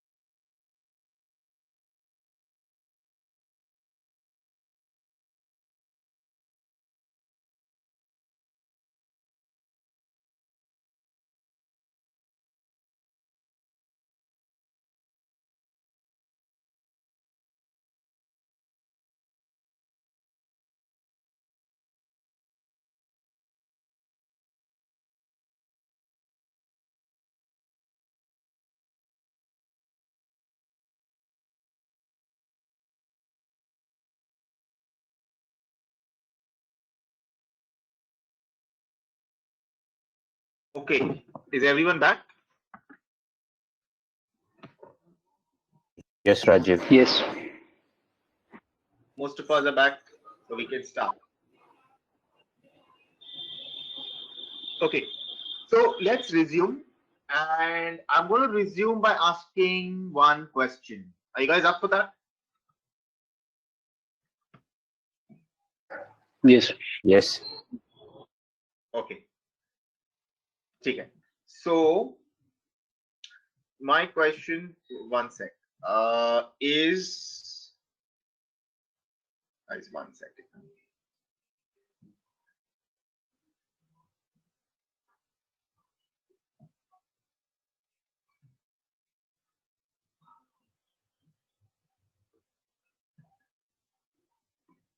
Okay. So my question to all of you is, what do you think is the competition for Nestle?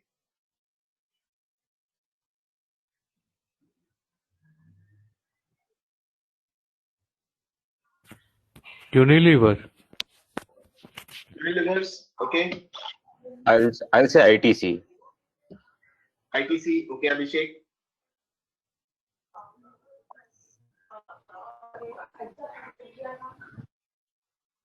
What else? Only two competitors? Britannia. Britannia, okay. Only three?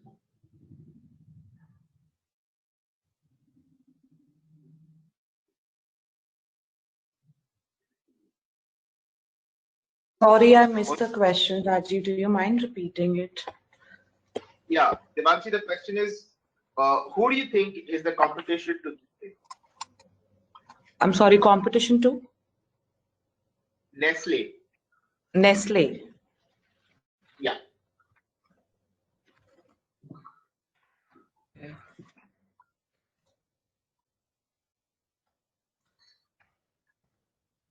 Um, Actamil.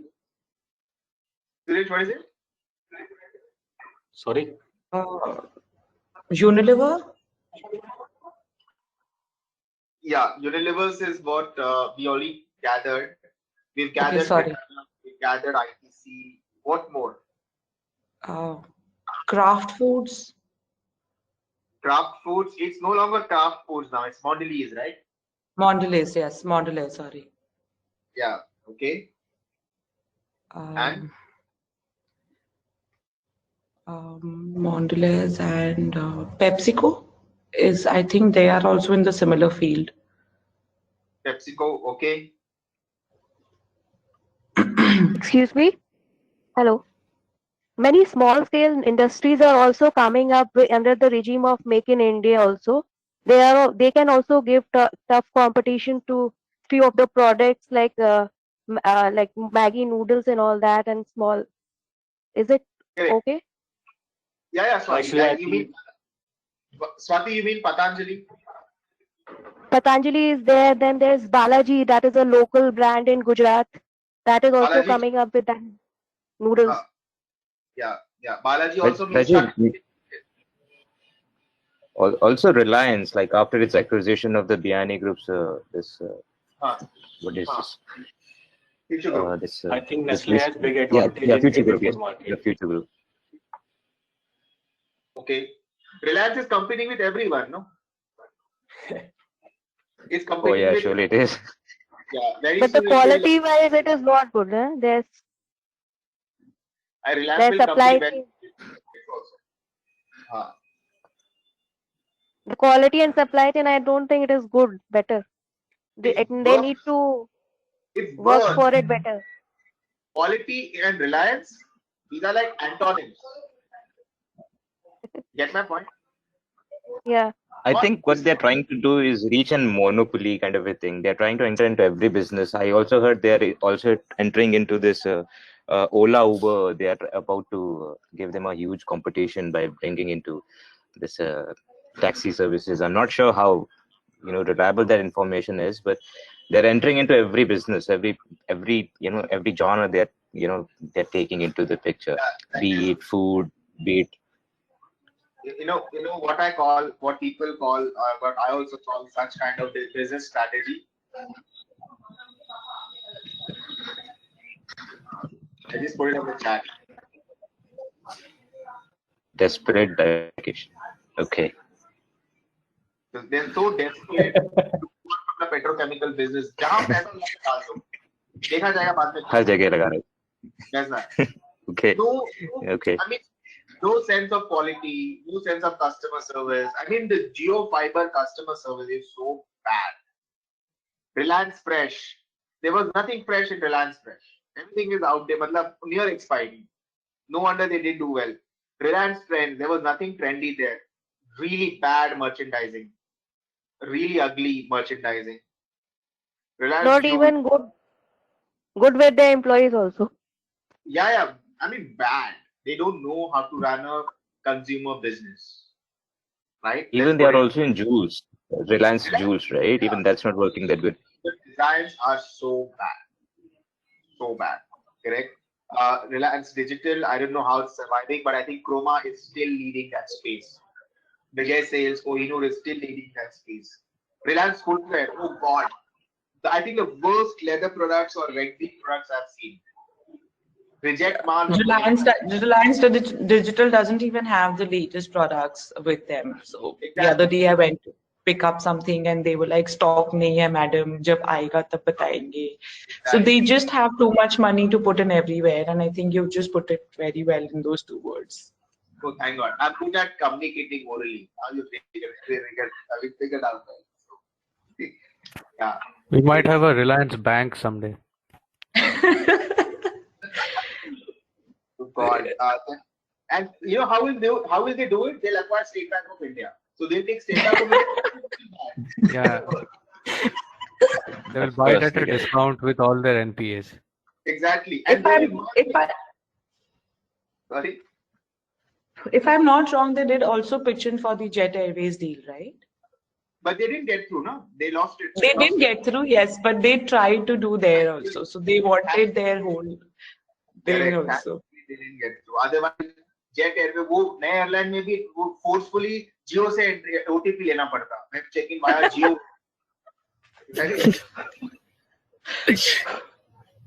It's like compulsory to have a Geo number to fly with their airlines. Exactly. And then the bank wala thing, they'll acquire State Bank of India, deteriorate the service even more. वैसे भी State Bank का कोई service नहीं. Then they will merge it with all the public sector banks. So it's going to become a Reliance world then. Oxford Dictionary will be embarrassed and they will delete the word Reliance from their dictionary. And they would merge all the banks together and they would abbreviate it as RBI. And they would finally acquire RBI also at some point. They will call it Reliance Bank of India. Yeah. And they would issue currency also, Reliance currencies. Yeah, उसके भी ICO निकालेंगे, कुछ नया जुगाड़. Yeah, ICOs. Coin offerings. Yeah. So, and that they will sell it via Reliance Jewel on Agio Mart, online only. Oh God. So the scenario is getting too high. I think we've actually built a virtual Reliance world around us. Yeah, it's the Reliance Web, that is called. Yeah. Okay, so enough of Reliance bashing. I can go on and on. I so freaking hate that group, right? Anyways, so back to Nestle. Yeah, Nestle's competitors.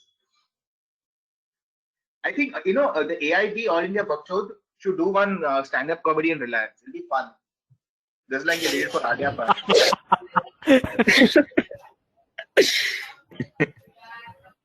And they will acquire AIB completely. We can sense your frustration. Okay, so back to Nestle question. Back to Nestle. Let's deal with some unreliable brands like Nestle. Okay.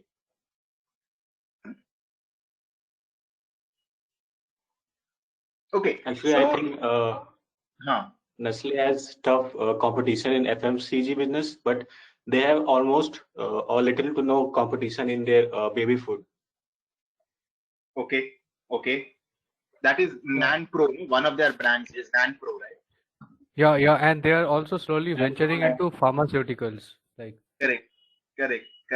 Correct, Kaushik. Very cool. Very cool. Nutraceuticals, they were already there. Now getting Yeah, into yeah. pharma. Okay, cool. Cool. What else? Are we done with listing all the competitors? Like they were closely their close competitors in nutraceuticals were GSK, I think. Like Right. Okay. So, what you guys responded with is there's nothing wrong in it. But it's only what you guys said. Your responses only make sense on Indian television, right? Okay, you get my hint. But when you're sitting in a boardroom, when you're advising a promoter or when you're advising an investor to make an investment, make a financial commitment, okay, your responses do not hold very tightly. Why? Because again, it's a shift of mindset. Always think about competition, okay, competition at a product or a process perspective, at a product or a process level, never at a company level.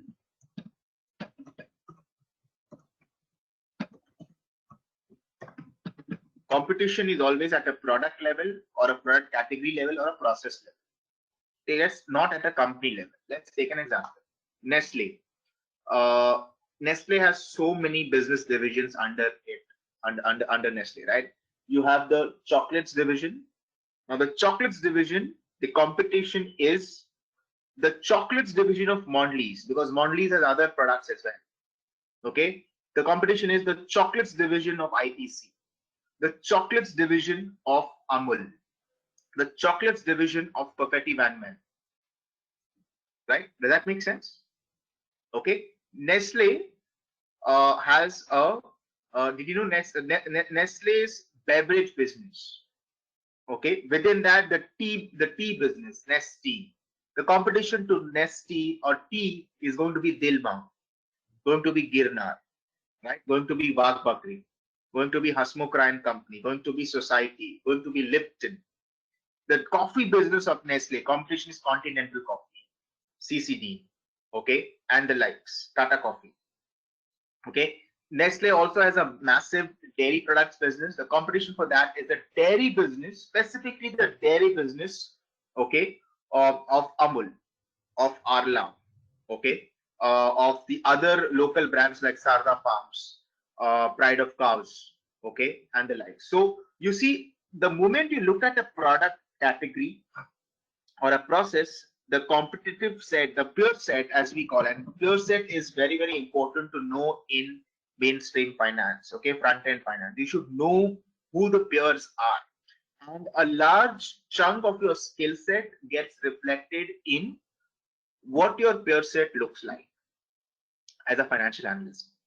Are you able to choose the right peer sets? Okay, I'm going to go a little deeper in Nestle. Did you know Nestle also has a skincare business?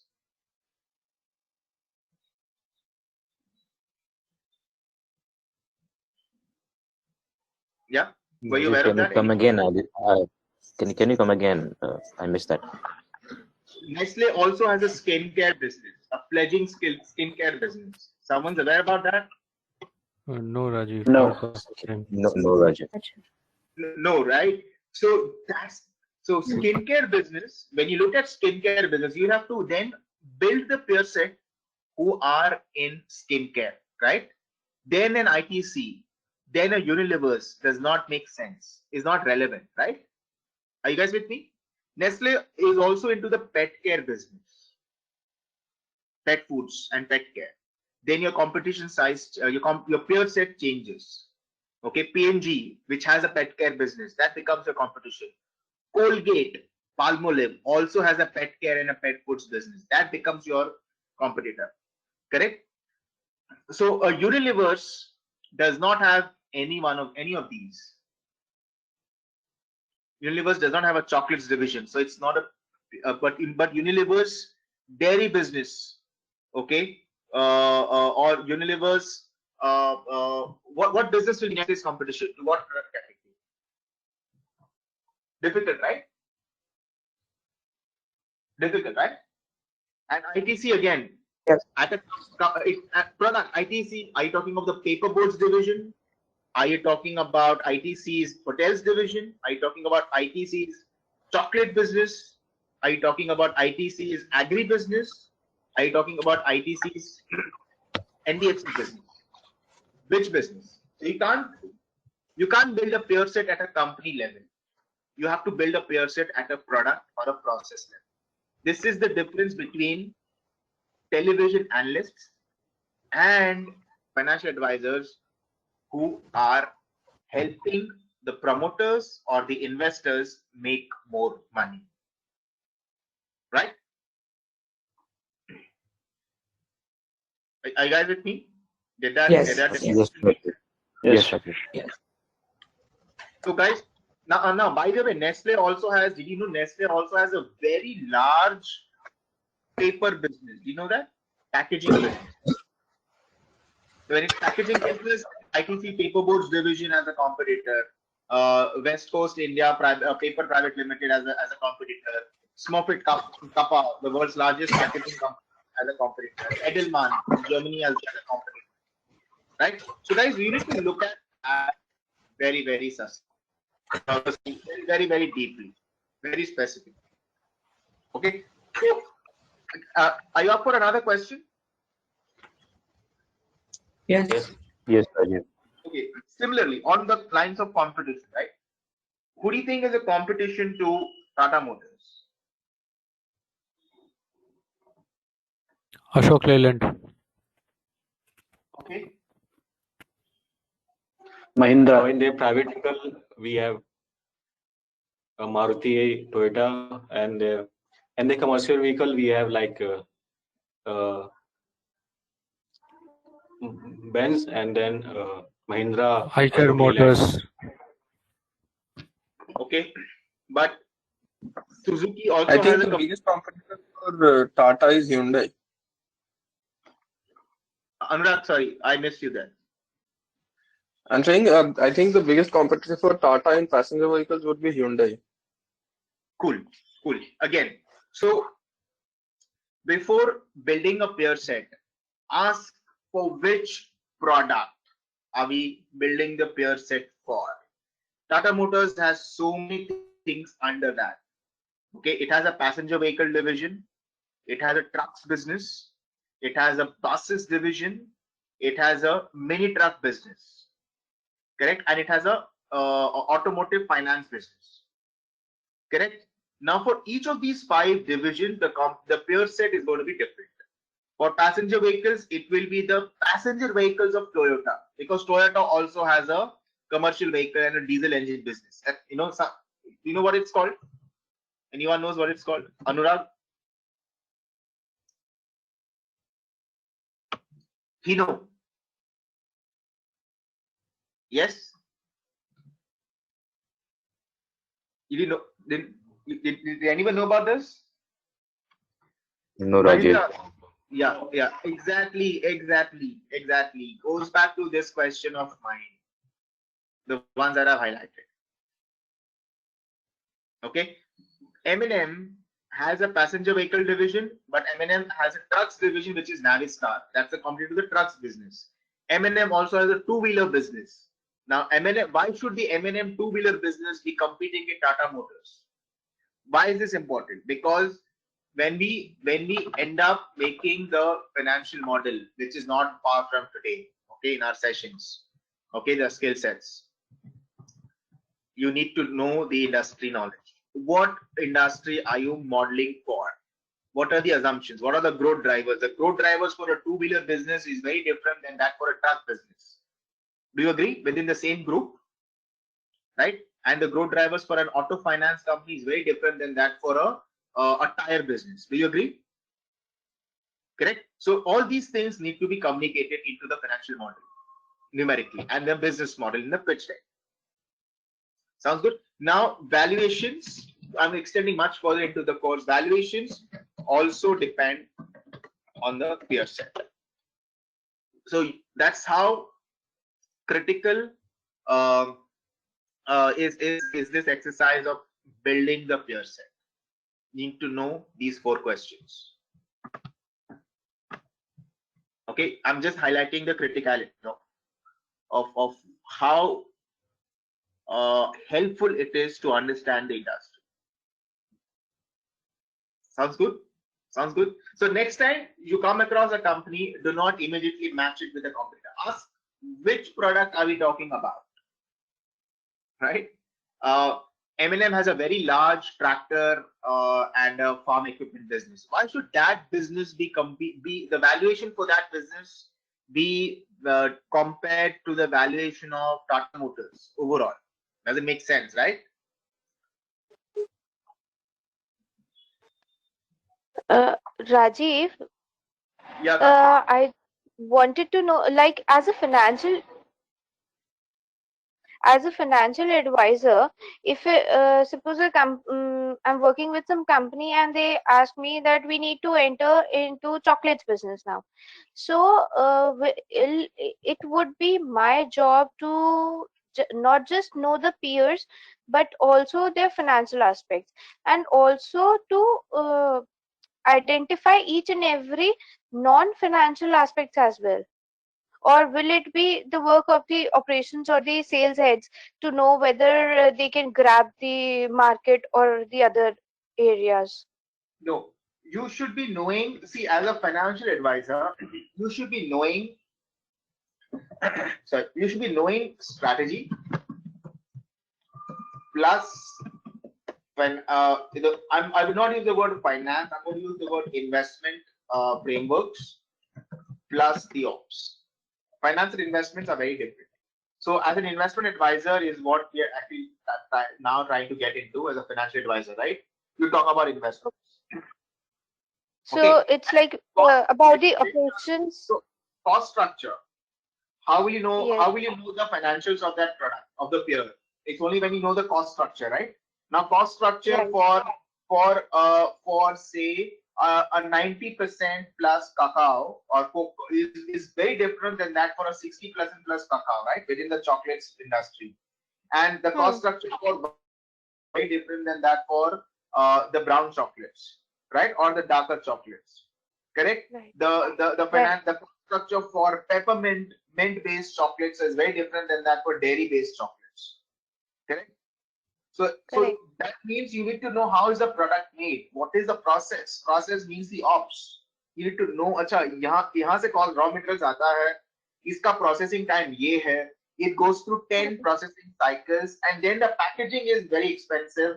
Okay, now I know. And then the shelving. How is the distribution also taking place? The supply chain now. Correct.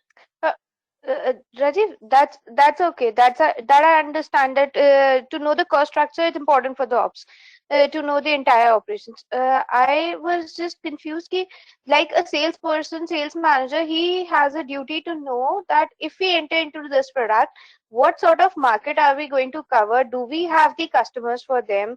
Is there a good like entry point for this product or not? So that also falls into our table or just the other person? Okay. You will see. You will not be necessarily expert on go to market. Okay, but you need to talk with the sales manager, the go to market, the head of marketing. अच्छा कितना spend होता है बताओ कौन से channels में television, radio, in content, digital. अच्छा इतना spend होता है. Okay, fair enough. तो इतना spend करने के बाद कितने customers आ सकते हैं अपने? Okay, fair enough. That is the conversion rate. So you need, because you will need to take a budget, right, on the marketing spend, which will be a large chunk of product category like chocolate, and your EBITDA will be driven on that cost element. Correct. So what this means, that's why I go back to the soft skills. Being able to communicate and listen. This is where you will listen to the other stakeholders of the business. Okay. Take notes, summarize, and then translate that into a final output, which I'm going to play in a while. Yeah, well, we can gather information from the salespersons, of course, other stakeholders. Now, our major hold should be on key what is the market, who will be our peers, and what is the cost structure. Like the three sets we talked about: maths, accounts, and the financials of the companies Correct. of Correct. for that particular product. Okay. Okay. So then I will put one more sub skill sets here, just to be very, very explicit now. Research skill sets, right? Oh, Research in two ways: desk and field, both. So primary and secondary, both. right. So you will have to do the field visits to Hmm. understand what. Remember in the first session we did pitch decks. What do pitch decks do? What is the business model? Hmm. Right. To know the business models. Correct. And then Correct. capture that into a financial model. So you Hmm. will also be making pitch decks, by the way, and you will also be making financial models, right? Both, Okay. right? In the financial model, you will be talking about burn rate. Where's the company burning money? What line items? And why this much? And for how long will you burn? Correct? Hmm. Correct. So that's the beauty of working at an investment bank or a private equity firm or a consulting firm. You get a very good perspective on every touch point of the business Hmm. and accordingly arrive at the investment decision. And then compare that with other opportunities. Where else should I invest in? Okay. Does that help? Does that help? So Yes. Thank you. please understand that mid office, back office finance is they work in silos, only looking at financials. The moment you're front office, you no longer work in a silo. You have to work cross-functional. Correct? Correct. Okay. Sounds good. Thank you. Okay. Okay. Okay. Cool. Any other questions? Are we all good? Do we get a feel of what it takes to transition? Yeah. Yes. Super. Super. All right. So next things. Let's look at one end output of a financial one end output. What will you be dealing with? Either on the investing side, if you're working for a fund, or you're working with the founder to pitch. Both work with the same end output. Okay. Let's look at one end output. Okay. So I'm going to run a pitch deck. A pitch deck that you read here. A pitch deck. Okay, that was used in the real world out there to raise real monies. Okay, it's not a hypothetical pitch. Okay, and just as a disclosure, I'm one of the investors in that company, so you can ask me a little more, you know, peculiar questions. Sounds good. So I'm going to start that by playing a video about the business, and then we'll go to the we'll do a video pitch, and then we'll go to the conventional pitch, the PBT. Okay, so one second. Let me pull this up. One second.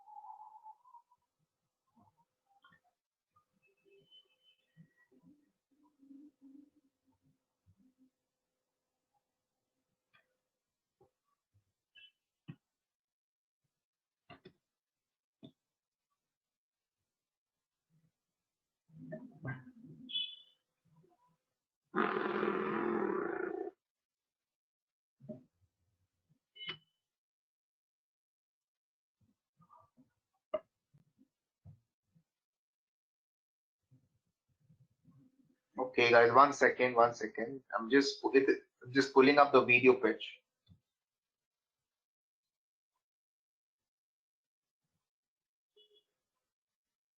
So let's begin, please.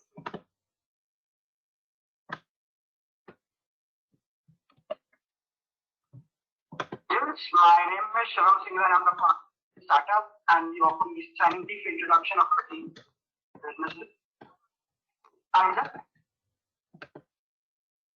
Okay, so this is a 8 minute, 7.5 minute kind of a video. So be patient, listen to it, make notes. I hope you remember to make notes. All right, and then ask me questions and we'll take it from there. Okay, and guys, just to be clear, just to clear something, most of the data that I'm sharing is confidential. So let it stay within the room. Do not misuse it. I trust you on that. Okay, and trust me, you won't get this data anywhere else. That is 1000% challenge. Okay, so focus on the learning. All right, let's go. Let me share my screen.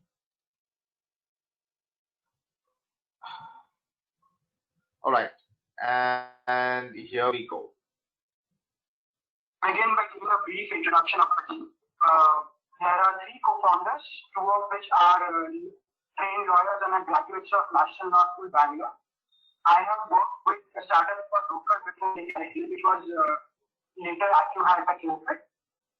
Upon the second legal co-founder has previously worked with a leading law firm called Shah. And a third technical co-founder has previously worked with Microsoft funded as a company called Innovation. So between us, we have a good mix of legal and technical backgrounds, which helps us understand our domain in depth and make suitable solutions to the problem we are trying to solve. So we are trying to solve the problem of documentation. And in India, in the last decade, most customer interactions have been digital, and India is quickly moving towards a highly digitized economy. But a crucial component of business, which is an agreement or a legal document based on which the business happens, the process around the same is still highly physical, highly paper intensive, and highly people intensive. What it leads is to a lot of inefficiencies and optimizations. And from our current clients, we have seen that if with paper, their cost for every document is used to be as high as 250 to 300 rupees. It used to take 2 to 10 days to complete a document process. The process was highly prone to errors because of a lot of manual data entry involved. The user experience was very bad because a lot of printing, scanning, exchange of documents was involved. A lot of filters have to be exchanged. And there are also issues of enforceability where sometimes the users will just, when the document reaches court, would just straight away deny having signed the documents. And in the entire workflow around the document, right from when the document is made to when the user is told what to fill and where to sign, to when the user actually signs, then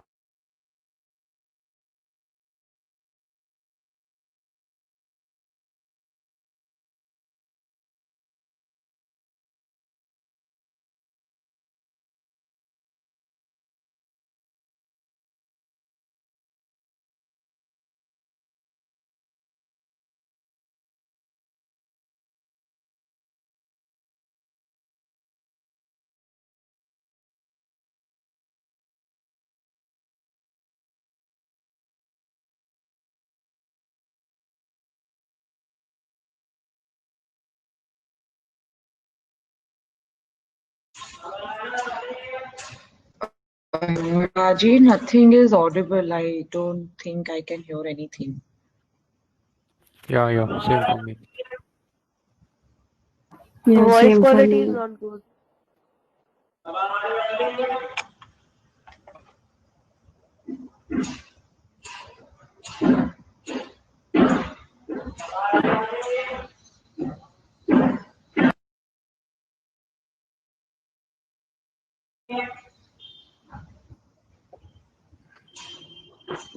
Rajiv,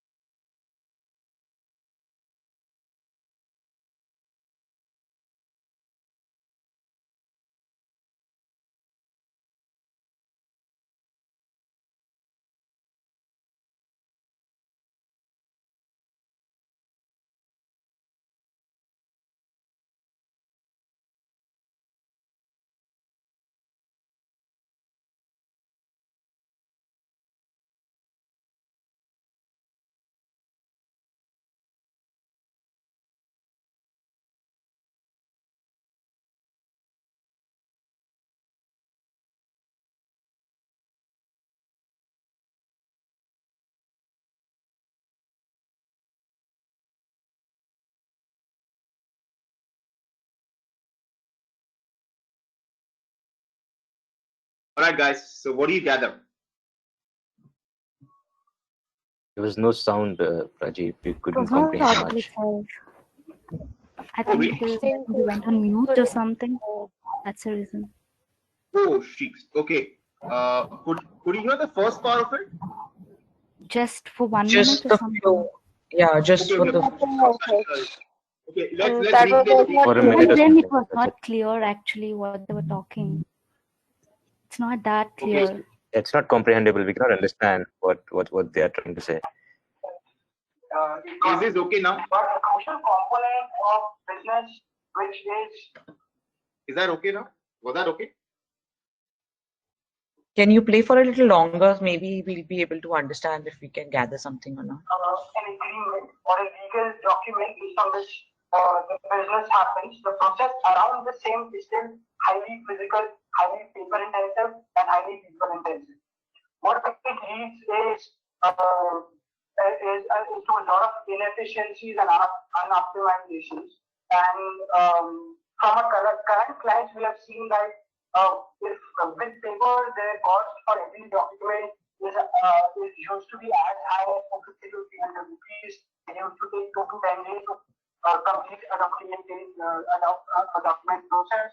It was the process was highly prone to errors because of a lot of manual data entry involved. The user experience was very bad because a lot of printing, scanning, exchange of documents was involved. A lot of papers have to be exchanged. And there were also issues of enforceability where sometimes the users would just, when the document reaches court, would just straight away deny having signed the documents. And in the entire workflow around a document, right from when a document is made to when the user is told what to fill and where to sign, to when the user actually signs, when the signature and the details are verified, and to when the document is then finally stored. All the steps in the process were quite unoptimal. At reality, we realize this, and what we do is we are trying to, at the first level, eliminate paper from the entire workflow. We do that by providing a legally compliant e-signing solution, which at the first level ensures that the document never has to enter the physical workflow. Ensuring that the document remains digital is sort of 50 to 60% of the solution of the problem. And then the rest of the issues are then solved using the tools we have built for different parts of the process, right from automated document drafting to collaborative sharing of documents to assorted storage. So at Legality, what we offer is a one-stop platform which handles the entire workflow around the documentation process. And based on our current clients, we have seen that cost from 200 to 50 to 300 rupees has come down to less than 30 rupees. Instead of 2 to 10 days, it now takes 2 to 10 minutes. There are minimal errors because most of the processes have been automated. The user and employee experience is great because there is less back and forth involved. And the e-sign document which comes out is also much more secure and much more easy enforceable. There is an audit trail for every document which is tamper proof in nature and can be used to easily prove a document info. So these are some of the screenshots of our current application. We offer 4 types of e-sign. 2 e-signs, Aadhaar e-sign and virtual e-sign for customer-facing or third-party facing signatures, and DHC and document signer for internal signatures. Aadhaar e-sign is used for high-stake contracts and are based on Aadhaar authentication. Virtual sign is primarily used for low-stake documents, and DHC is used. DHC are USB token-based nature used for internal signing, and document signer is used more for automated signing for invoices and other documents. And over the top of this, we also have a proprietary e-stamping solution, which ensures that these digitized agreements which need to be signed also have stamp duty paid for that, because every agreement that is executed in India by law, stamp duty has to be paid for that. So we replicate the entire physical process into the digital format and optimize the entire process. we are looking at a huge market. There are use cases that we can focus on. Right now, we have found a fix of into the lending side of the customer onboarding process, and gradually we are also expanding into other use cases and into other use cases into other sectors. Globally, there are various companies which show that this model is proven and can work. DocuSign, which is a US leader in this, for IPO last year, Adobe also acquired design company has another $1 billion of annual revenue from the same. Within the last 1 year, we have executed 300K transactions. In March, we executed 75,000 transactions, and we have more than 35 live paying clients with 50 to 70 in the pipeline. And our business model is very unit economics positive. We charge for every e-sign, for every e-stamp, and then there are also additional subscription fee on the top of that. We have a lot of clients in the fintech space using it for various different use cases, right now going to invoice discounting from to cost payments and pay later type of models. In terms of acquisition, we follow a mix of inbound and outbound. In terms of revenue, in March we had a revenue of 18.7 lakhs, and in 5 years, if we reach a monthly transaction count of 1 crore, we are likely to touch an annual revenue of 250 plus crores.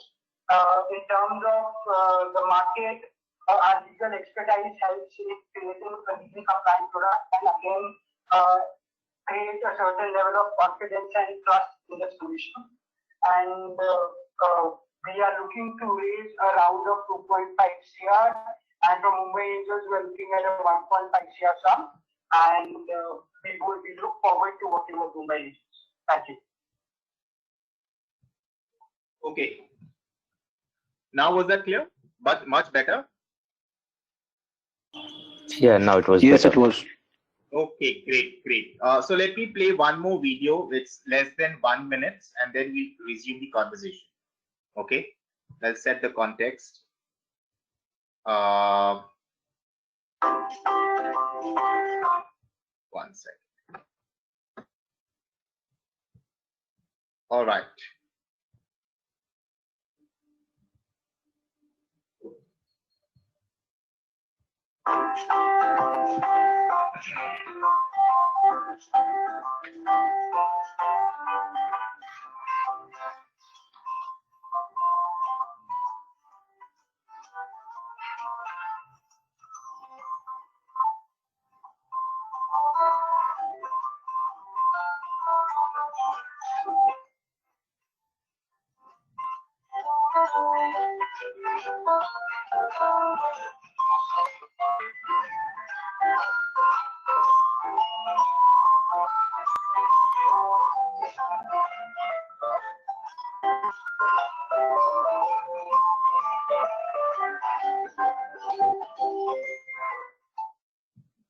Okay.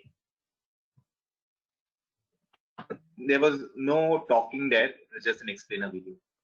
Okay, good. So guys, what do we gather?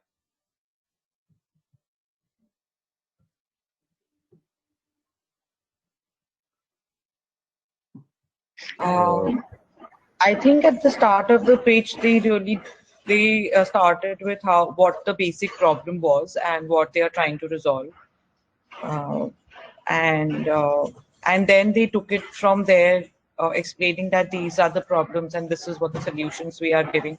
They took into consideration the cost, the time, the effort, and everything that will be basically how legality will be helping them in all these fields. And then they spoke about their revenue and forecast and their market area, competitors a little bit, how they stand out. Okay. So you summarize the structure of the storytelling really well. That's good. What else do we gather? I think it's getting licensed, getting done easily by e-agreement, and they're introducing a platform. where we can do it digitally, sitting from like no need to roam from here and there for a license or something like that to get agreement, maybe to start up a business, if I'm not wrong. Okay, Sushmita. So you're trying to summarize the business. Okay. Yeah. Someone else? It's taking the physical format Their of main focus yeah, please, Swati, please go forward. their main focus is reducing the paperwork and making everything digitalized so that everyone can access on a one click and they are able to gather all the information. And they are focusing on e-sign and e-stamp so that you don't have to go anywhere. Everything is at your desk and you can do it easily, save cost, save time, save money. Okay. All right, Swati, I hear you. Let's hear Abhishek. Abhishek, yeah. Swati has said everything what I wanted to say. Oh shit. Okay. It's okay. And It's okay. So, in this, if we look at the video, it actually moved on from a business model to financial model. Like it first explained that why is this business going to happen? What is the main reason for it, and how is it going to be helpful? Then it moved on that while we are working over it, it has achieved this, and this is the future perspective we are looking into. Cool. Very cool. So it's also talking about the current traction that the business has achieved, and going forward, what are the growth metrics? How will it grow? Right? Yeah, Yes, the they have. basic thing right. the manner, the pitch we actually should present, the manner in a pitch should actually be that why is it a business running? What is the main reason for it? How it can be helpful for you? And what all results has it got? And what all it can get in future? Cool. Cool. Cool. All right, Abhishek. Yes. You want to add on? Then we'll hear Kaustubh. Abhishek. No. Akansha said everything you want. Yes, that was all. I'm pretty much at the last slide where they wanted to raise funds. I'm just confused. Like, what will it be a part of private equity? Because they are at least at the startup stage or at the growth stage where they would be like requiring funds. I take it that that will be a private equity, I guess. Am I right, Raju? Nice. Very good, Abhishek. Very good point you brought up. That is the crux of essentially fundraise. Okay, this is a traction. This is a business model. This is how we grow. But at the end, we need money to do what? Correct? And every smart financial advisor, investment advisor, needs to talk about that slide. Okay, and today and our course structure, at least whenever I'm in the room, I'm going to center it around that slide. Sounds good? Yeah. Okay. Yes, Raju. Cool. Kaustubh, you had something to say. Yeah, I had something. Abhishek did it, the funding part actually, and they also drew parallels with some like overseas counterparts like Adobe and all. Correct. And that is what? Kaustubh, that is what? That is a peer set, Peer set, exactly. relevant peer set, and a relevant peer set which attracted a certain valuation multiple. Correct? Yes. Okay. Again, so those two sides, those are nothing. Those are called precedent transaction multiples. Our entire valuation exercise will center around precedent transaction multiples. We will do DCF, but only for the theory's sake. DCF, you heard of DCF, right? About this animal called DCF. Yes, you guys have heard about it. Yes. Discounted. Yes, Raju. So it was an animal. It's a pest. Okay, and we don't need pests. Okay, so we'll talk about this pest called DCF because that pest is never applied practically out there to make real world deals. Okay, deals there are stitched based on precedent transaction multiples. Okay, and when we reach our valuation part and the financial modeling part, we will talk about how to work and how to build that skill set and mindset. Sounds good. So to summarize, does this video give you what it takes to be either on the pitching side or either on the investing side? Does it give you some inkling of what that every day in the life of a banker looks like in the front end? Yeah, it does. Right? Uh, it's all about dealing with use cases. Okay, and I am going to walk you through one output. You will not be making the video, don't worry. Okay, as a financial advisor, but definitely you will be making a pitch deck like this. Okay, we'll definitely be making a pitch deck like this. Should we go through the pitch deck? Yes. Yes, Rajiv. Right. All right. So, all right. So let's go through the pitch deck. All right. We'll see the structure. Okay. So this is the problem statement. Okay. This is, I think, where Devanshi started out, right? The structure. She summarized the structure really well. You have to first talk about problems. What is the problem in the industry today? And there's a way to talk about it. What is the problem in the process, certain process in the industry today? Goes back to our Excel, this Word doc, right? This part. How does the industry function? What is the product? What is the process? Right? So you need to know the processes of the industry that you are advising. Okay, so paper-based documentation is the process they're trying to attack as a problem statement. It has multiple pain points, which is unoptimized drafting, paper-based execution, which means too many couriers, too many FedEx, one place to the other place, right? And a lot of physical storage needed, which is prone to errors. There's a bad user experience, and enforceability becomes an issue, especially when you cannot physically retrieve agreement. Okay, this is true for any kind of legal agreement, be it a lease rental agreement for an apartment, a commercial lease rental, a purchase agreement of an agreement, could be a sales or a vendor contract, could be a share, what do you call it? Could even be buying and selling these. Okay, M&A documentations, okay, private equity documentations, insurance documentations, any paper-based documentation. Sounds good. So you need to be to talk about, okay, what industry do you track? I track I track automotives, and the problem in automotives today within the electric vehicle space is charging banks, driving range. Great. So which means this guy understands the space. So you need to know and be obsessed about what are the problems in your selected industry. Okay, in your chosen industry. Sounds good? Is that good?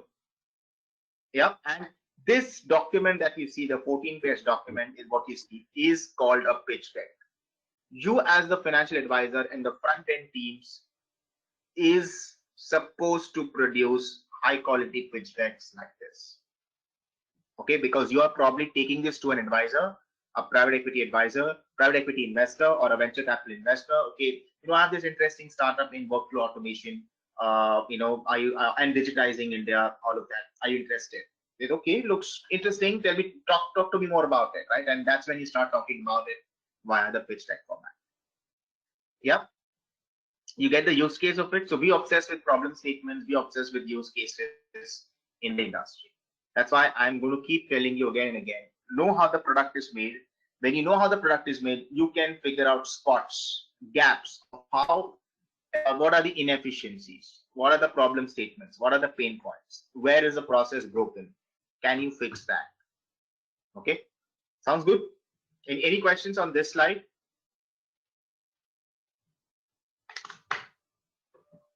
All right, so next comes the solution slide.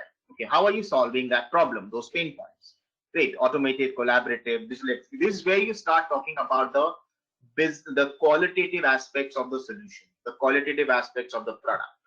Okay, cost saving, time saving, automated, great UX. Okay, customers are happy because it saves time, because it saves money. So customers are happy, of course, users are happy, everyone's happy, and because it's automated, it's on the cloud, easy retrieve, all of this. Okay, there's a qualitative part of the solution. Then you go down to, okay, what is the product? Okay, you have a dashboard, you have an e-sign, you can do 4 kinds of signatures, a virtual sign, other sign, DSC based sign, right? multiple. So that's how the product works. Okay, it's an API. Does anyone know what an API is? It's a Yeah, module it's like an application programming interface. Like you can customize it. Super.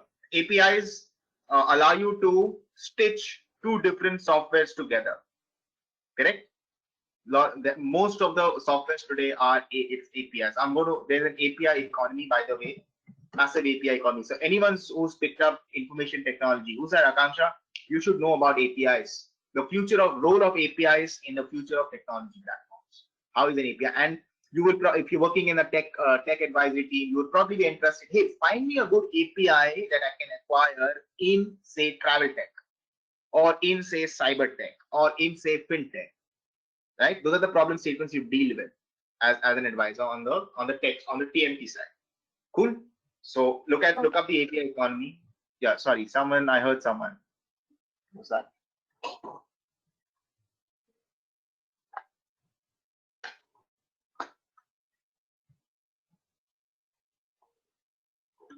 Okay.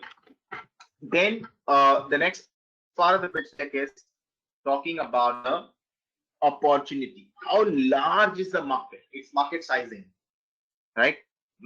People who've been to B schools or otherwise would have studied this topic called market sizing, right? So how large can you get? Okay, what are the different use cases, different sectors and different processes that we cover? So think about it. If you don't know how the industry works, if you're really not sure of how the processes are broken, how can you say you want to solve for these processes? So as an advisor, you need to know, and this will come from talking to the founder, talking to the promoter. This is a small company, but trust me, the pitch decks are similar for even a larger company. I can walk you through that as well, a large company pitch deck. Okay, sounds good. There's one way of writing a pitch deck. Okay, different sectors. Okay, so market strategy is also needed, and then traction. Okay, what has happened till date, operationally as well as financially? Okay, very important. So I'm taking the example of a early stage legal tech company. Why? Because guys, let's be very realistic. Okay, a large chunk of the deals that will happen from now and going forward will be in the startup space. Okay, well-funded startups who are raising round 1, startups are raising round 4, the early stage startups. Okay, transactions like Dunzo. Okay, transactions like VGuard. That will be the largest number of transactions investment bank is busy with today in India. Be it MAPE, O3, Almond, Singi, any of these RCS advisors, they all be focusing on this early stage to mid stage kind of the speeds. There'll be very few deals that will be maybe once a year a banker will do, right? Like the Peugeot and Fiat Chrysler transaction. Okay, once maybe in 2 years, 3 years, you'll end up doing those large transactions. So if realistically, you need to be then prepared mindset wise, skill set wise to work and advise on the early stage to mid stage kind of companies. Okay, that's why I chose these kind of startups, these kind of ventures. Yeah, does that give you a little more clarity? Does that help you? Yeah. So while Yes. it's good to know LBO and all of that, but how many LBOs will you end up doing? Hello, how many firms are advising on LBOs today? Okay, it's good to do some big bang, $21 billion, $10 billion transactions, okay, or multi-billion-dollar transactions like Reliance Future Group. But how many such will you do? And when you do, you're not the only bank who's working on that. There'll be like 2, 3, 4, 5 banks together working on it. Okay, so your actual deal exposure is very minimal. Large chunk of the deals is going to be the smaller to mid markets, which is where you as the sole banker will do it. So deal exposure is very high. Your learning curve is very high and you get paid for that. Correct? Yeah. Sounds good? Yes, Rajiv. Okay. All right. So that's one. Then the business model. How do you make money, boss? Great. I love the product. I love the solution. I love the problem statement. How do you make money? Okay. It's per transaction or it's subscription. Correct? That's the pricing model. All right. How do you? What are the clients you have currently? So these are the clients. Can someone recognize a few clients on this client logos here? Someone recognize? I have to Stanza. Suryansh, And sorry. Clicks Capital. Yeah, Chris Capital used to be GE, right? Part of GE. It used to be known as GE. Yes. Yeah. Yes. Suryansh, what else? Sorry, you were saying something. Oh, I was saying I heard about Stanza and Red Carpet. Yeah. Stanza is a student housing, right? Yeah. Student living. Hostel since. Yeah, student housing. Yes.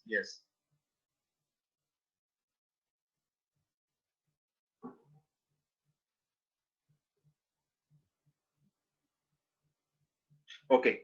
So that's the kind of client that they have. Distribution. How will you go to the market? So I think this is what Akanksha, this is one of your questions, right? You may not be an expert on go-to-market or distribution. Great, absolutely fine. Not all financial advisors are, which is fine. But you need to gather this from the team. Correct. That's where communication comes in very handy, especially listening skills and the art of asking questions. Okay, you ask a wrong question, you get a wrong answer. So it's a Vigo approach, right? Do you know what a Vigo approach is?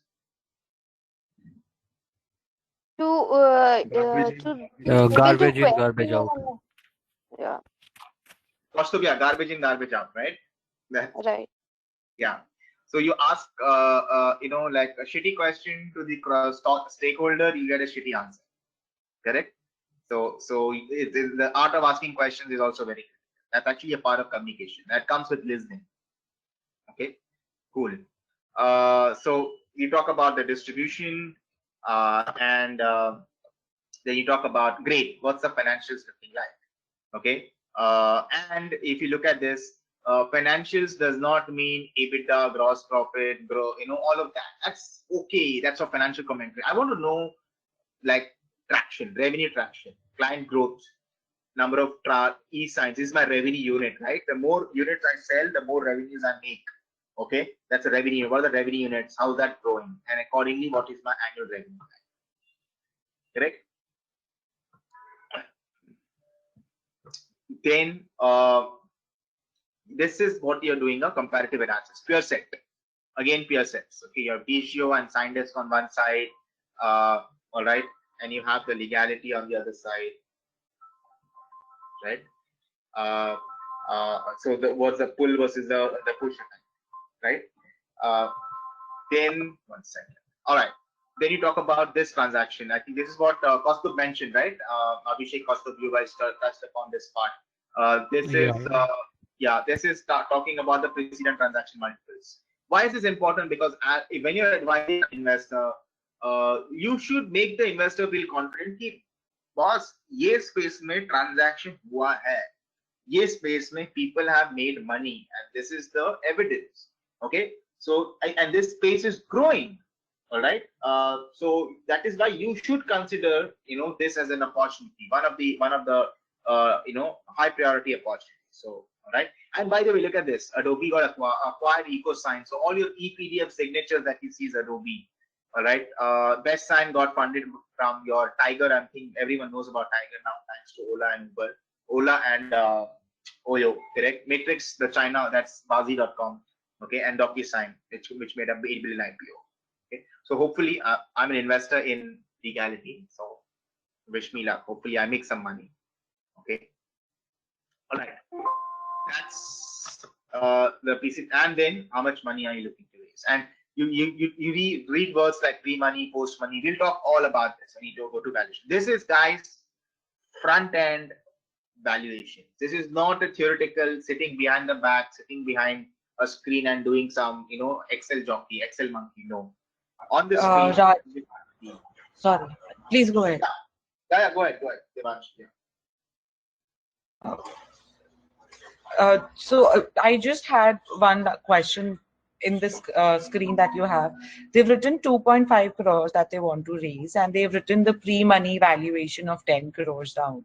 So can you highlight in a little bit? They want to convey the percentage that they're giving in the equity, or that is what, as compared to their peers, this is how they have valued their company of 10 crores. the pre-money valuation? Okay. Yes. So we will look at so pre-money valuations typically will you take out pre-money valuation based on what traction have you achieved, correct, and how much monies have you invested thus far to reach that traction. Okay. Okay, so you will compute the burn rate and you will look at something called the runway and accordingly arrive at the ask and say, okay, so I think we should be. So it's again, this valuation, the whole world, the valuation here, guys, please understand, okay, it's a craft. It's not an exact science. It's a craft. Okay, craft, it's a lot of experience of the senior banker of the team, okay, as a senior advisor, and also some bit of science. Okay, and unfortunately, painstakingly, this is painfully and unfortunately, most financial advisors get this wrong. They think valuation is a science, assumption sheet, blah blah blah. Okay, sorry, those guys have never done a deal. They've never either written a check or probably they've never been a part of a deal team. Okay, the moment you do so, it's a shock. For most of them, they get a financial shock or a cultural shock. Oh, sheets. I thought this was like an Excel sheet exercise. Well, the answer is yes and no both. Okay, when we deal with valuation, we'll come to this. Okay, I'm just trying to prime you up now. Sounds good? Sounds good. That's one reason. Do not depend too much on what these big four companies say. You know, the traditional big four, KPMG, EY, blah blah blah. Don't go by, generally don't go by what they say because they have hardly made deals. Okay, so this is a completely different Yeah, genre. I can relate to that. Costu, oh shit, I'm sorry, I didn't mean to hurt. I didn't realize you're with Deloitte, right? One of the four. Yeah, you are right, Rajiv. They don't make deals. They are heavily into spreadsheets. So this is not, yeah. So you know it from the inside, right? To make a deal happen, it's very very different. Okay, it's something. You have to take a skin in the game approach. Okay, do you have skin in the game? That kind of an approach. You can't take a ringside view approach to that. Okay, and I've been I'm invested in 13 plus startups. Before that, I did M&A and P transactions, so I've had like fairly good amount of skin in the game, right? And we just smirk at these folks when they come with this fancy spreadsheets and talk to us about it. They said, "Boss, ye kuch bhi nahi chalne wala hai the moment rubber hits the road." You also know it, so why are you even selling that to us, right? I've had those kind of conversations, uncomfortable ones. So yeah. So Devanshi, we'll talk about this valuation when we get to the valuation part of it. But so far so good. Yes. Yes. Okay, guys. So any questions? Any questions? What you just saw, these 14 slides also, is pitch decks. And where does pitch deck lie in our position? What do the analyst or the associate do? Day in the life, one of the days or several days is to make a pitch deck. That makes sense. Okay, and the remaining days is to make the financial model. That makes sense. And then if both these make sense, please go ahead, negotiate, and do the transaction. Right?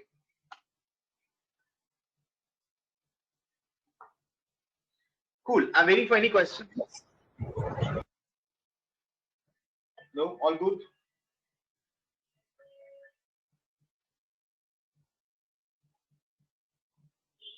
All good. And Yes, Rajiv, all good. Yeah, so the model will look something like this. This is legality's model. It's a summary, right? So what's the summary like? Okay, revenues. Okay, your expenses. So these are all. If you look at these are business drivers. You get this? You're quantifying the business driver. Okay, on a financial model. You're just not randomly saying revenue minus COGS equal GP minus EBITDA equal minus your SG&A equals EBITDA. No, that is financial commentary. No one cares a damn about it, right? Everyone, any literate person would know that. We need to know, boss, the gross margin aa kaise raha hai? Walk me through the drivers. What is inside this gross margin? I want to know. Correct? वो important है. And when you say that revenue इतना बनेगा, fair enough. Aadhaar signs इतने होंगे, कैसे होंगे? Fine. Revenue ramp up. How do I ramp up my revenues? Right? Correct? Okay, great. I'm going to ramp up this based on certain sales and marketing ramp. Okay, what is that looking at? Where am I going to spend? I'm going to spend on digital and travel sales. Cool. Sounds good. Akansha, do you see how it's getting played out? Because this is one of your Yes, questions, right? yes, yes. Now it's quite clear now. This is the end output, guys. This model and the pitch deck is the end output that you will own. Make it from scratch. How? By first listening to the story of the business and the story of the promoter when you first meet him or her. Okay, that's how every transaction starts. Sounds good? Okay, total fund utilization, where will you utilize that funds? And then finally the summary, write down to line item in the business. Okay, there are different ways to build a model, different styles to build a model, different styles to write a pitch deck. I will run you through maybe at least one pitch deck every session, right, to give you a flavor of, okay, this is like the variety of pitch decks that is possible. Yeah, sounds good. Okay, so I'm waiting for any questions that anyone would have had, that anyone has here. Any questions? Any questions? Any thoughts? Yep. Anurag, Mansha, Nachiket, we haven't heard from you in a while. Rashmi, Shishir.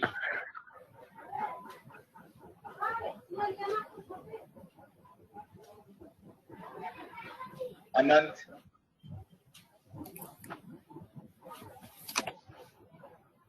Okay.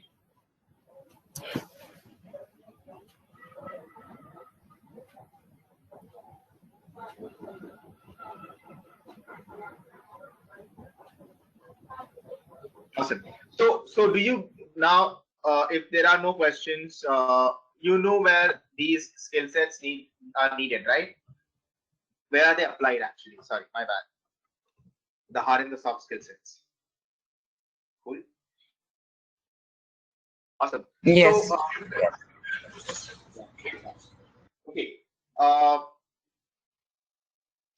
So my question to you right now, just we'll start closing the call for today. Okay. Can you guys summarize all that we discussed today, and then what were the takeaways? What do you take home today?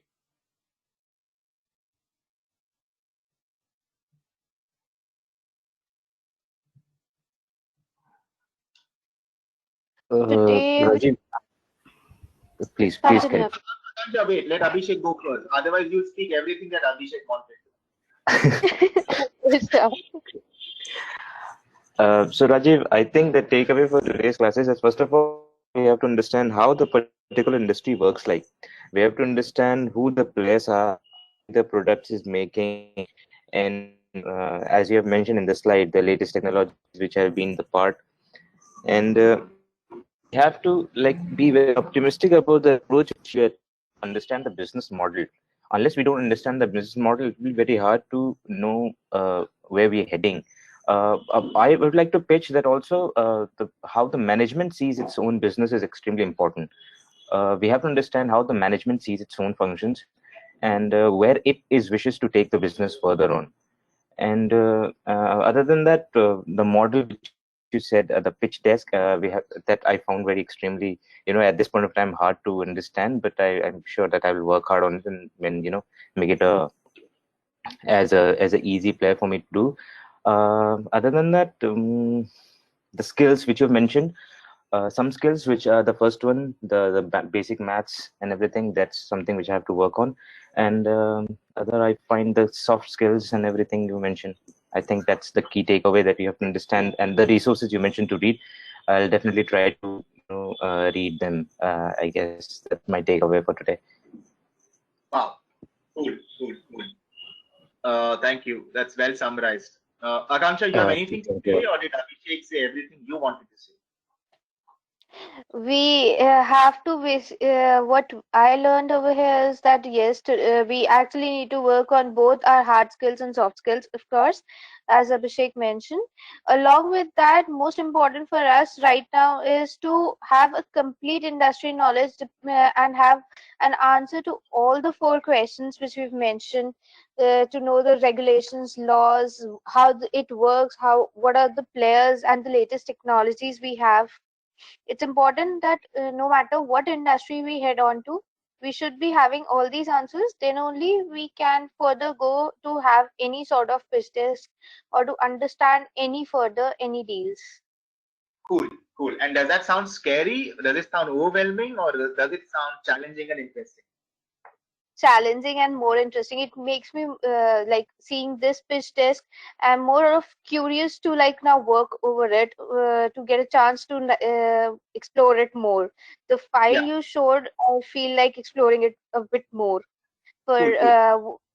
just for a small while, but while I was working at Wipro, I got a chance to like look at the pricing deal, and there we used to prepare such sort of sheet. So Correct. I feel like I could get Super. into it more.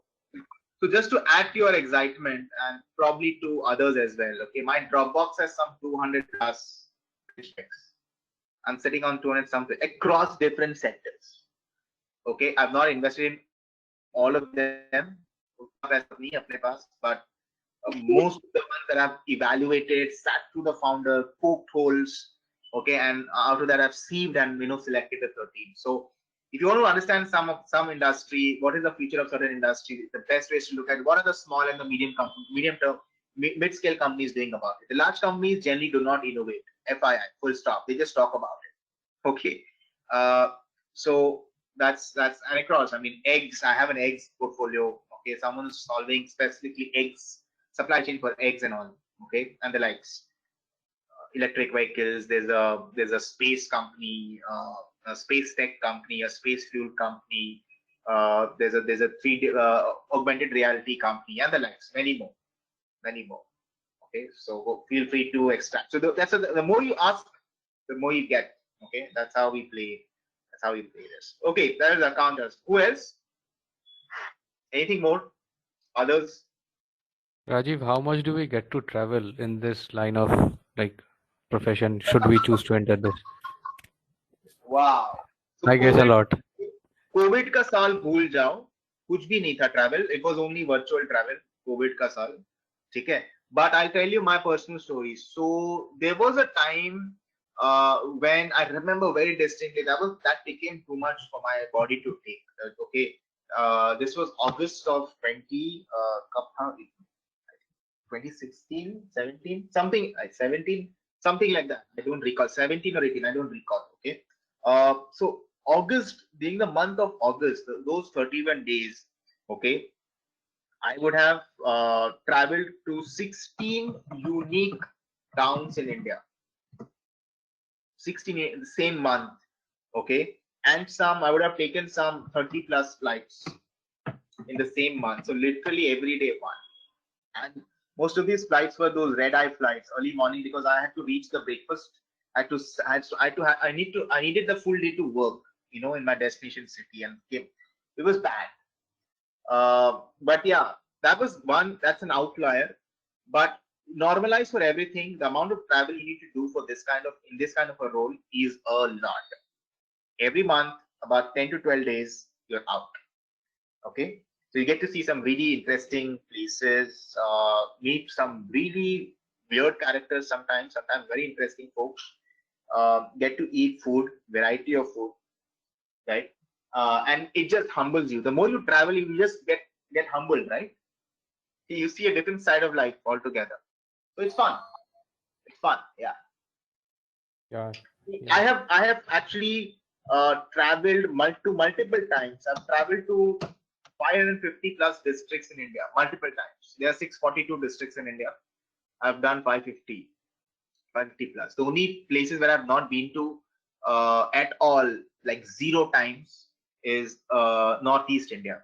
So I don't know how Mizoram ka air feels or Assam ka soil feels. I have no clue. The rest all states, yes, including Lakshadweep. So and Jammu Kashmir. Yeah. So yeah.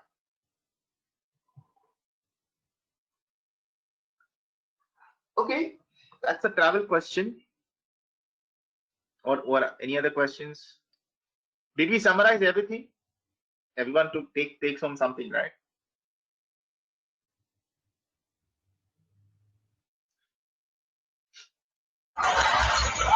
Yes, I think the major thing that we have, that I have actually understood today is that to really understand on a specific area that you are focusing, like when you had thrown us the question of Nestle competitors, we have to really know on what product or what area we are focusing. Only then we will, I think, be able to think in the correct direction.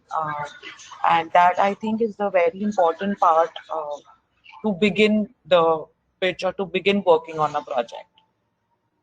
Perfect. Perfect. Yeah. So the mindset is to go very granular.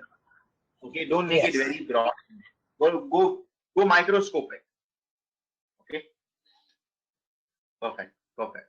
And yeah, I think we've covered most of the takeaways, right? Someone wants to otherwise share anything else?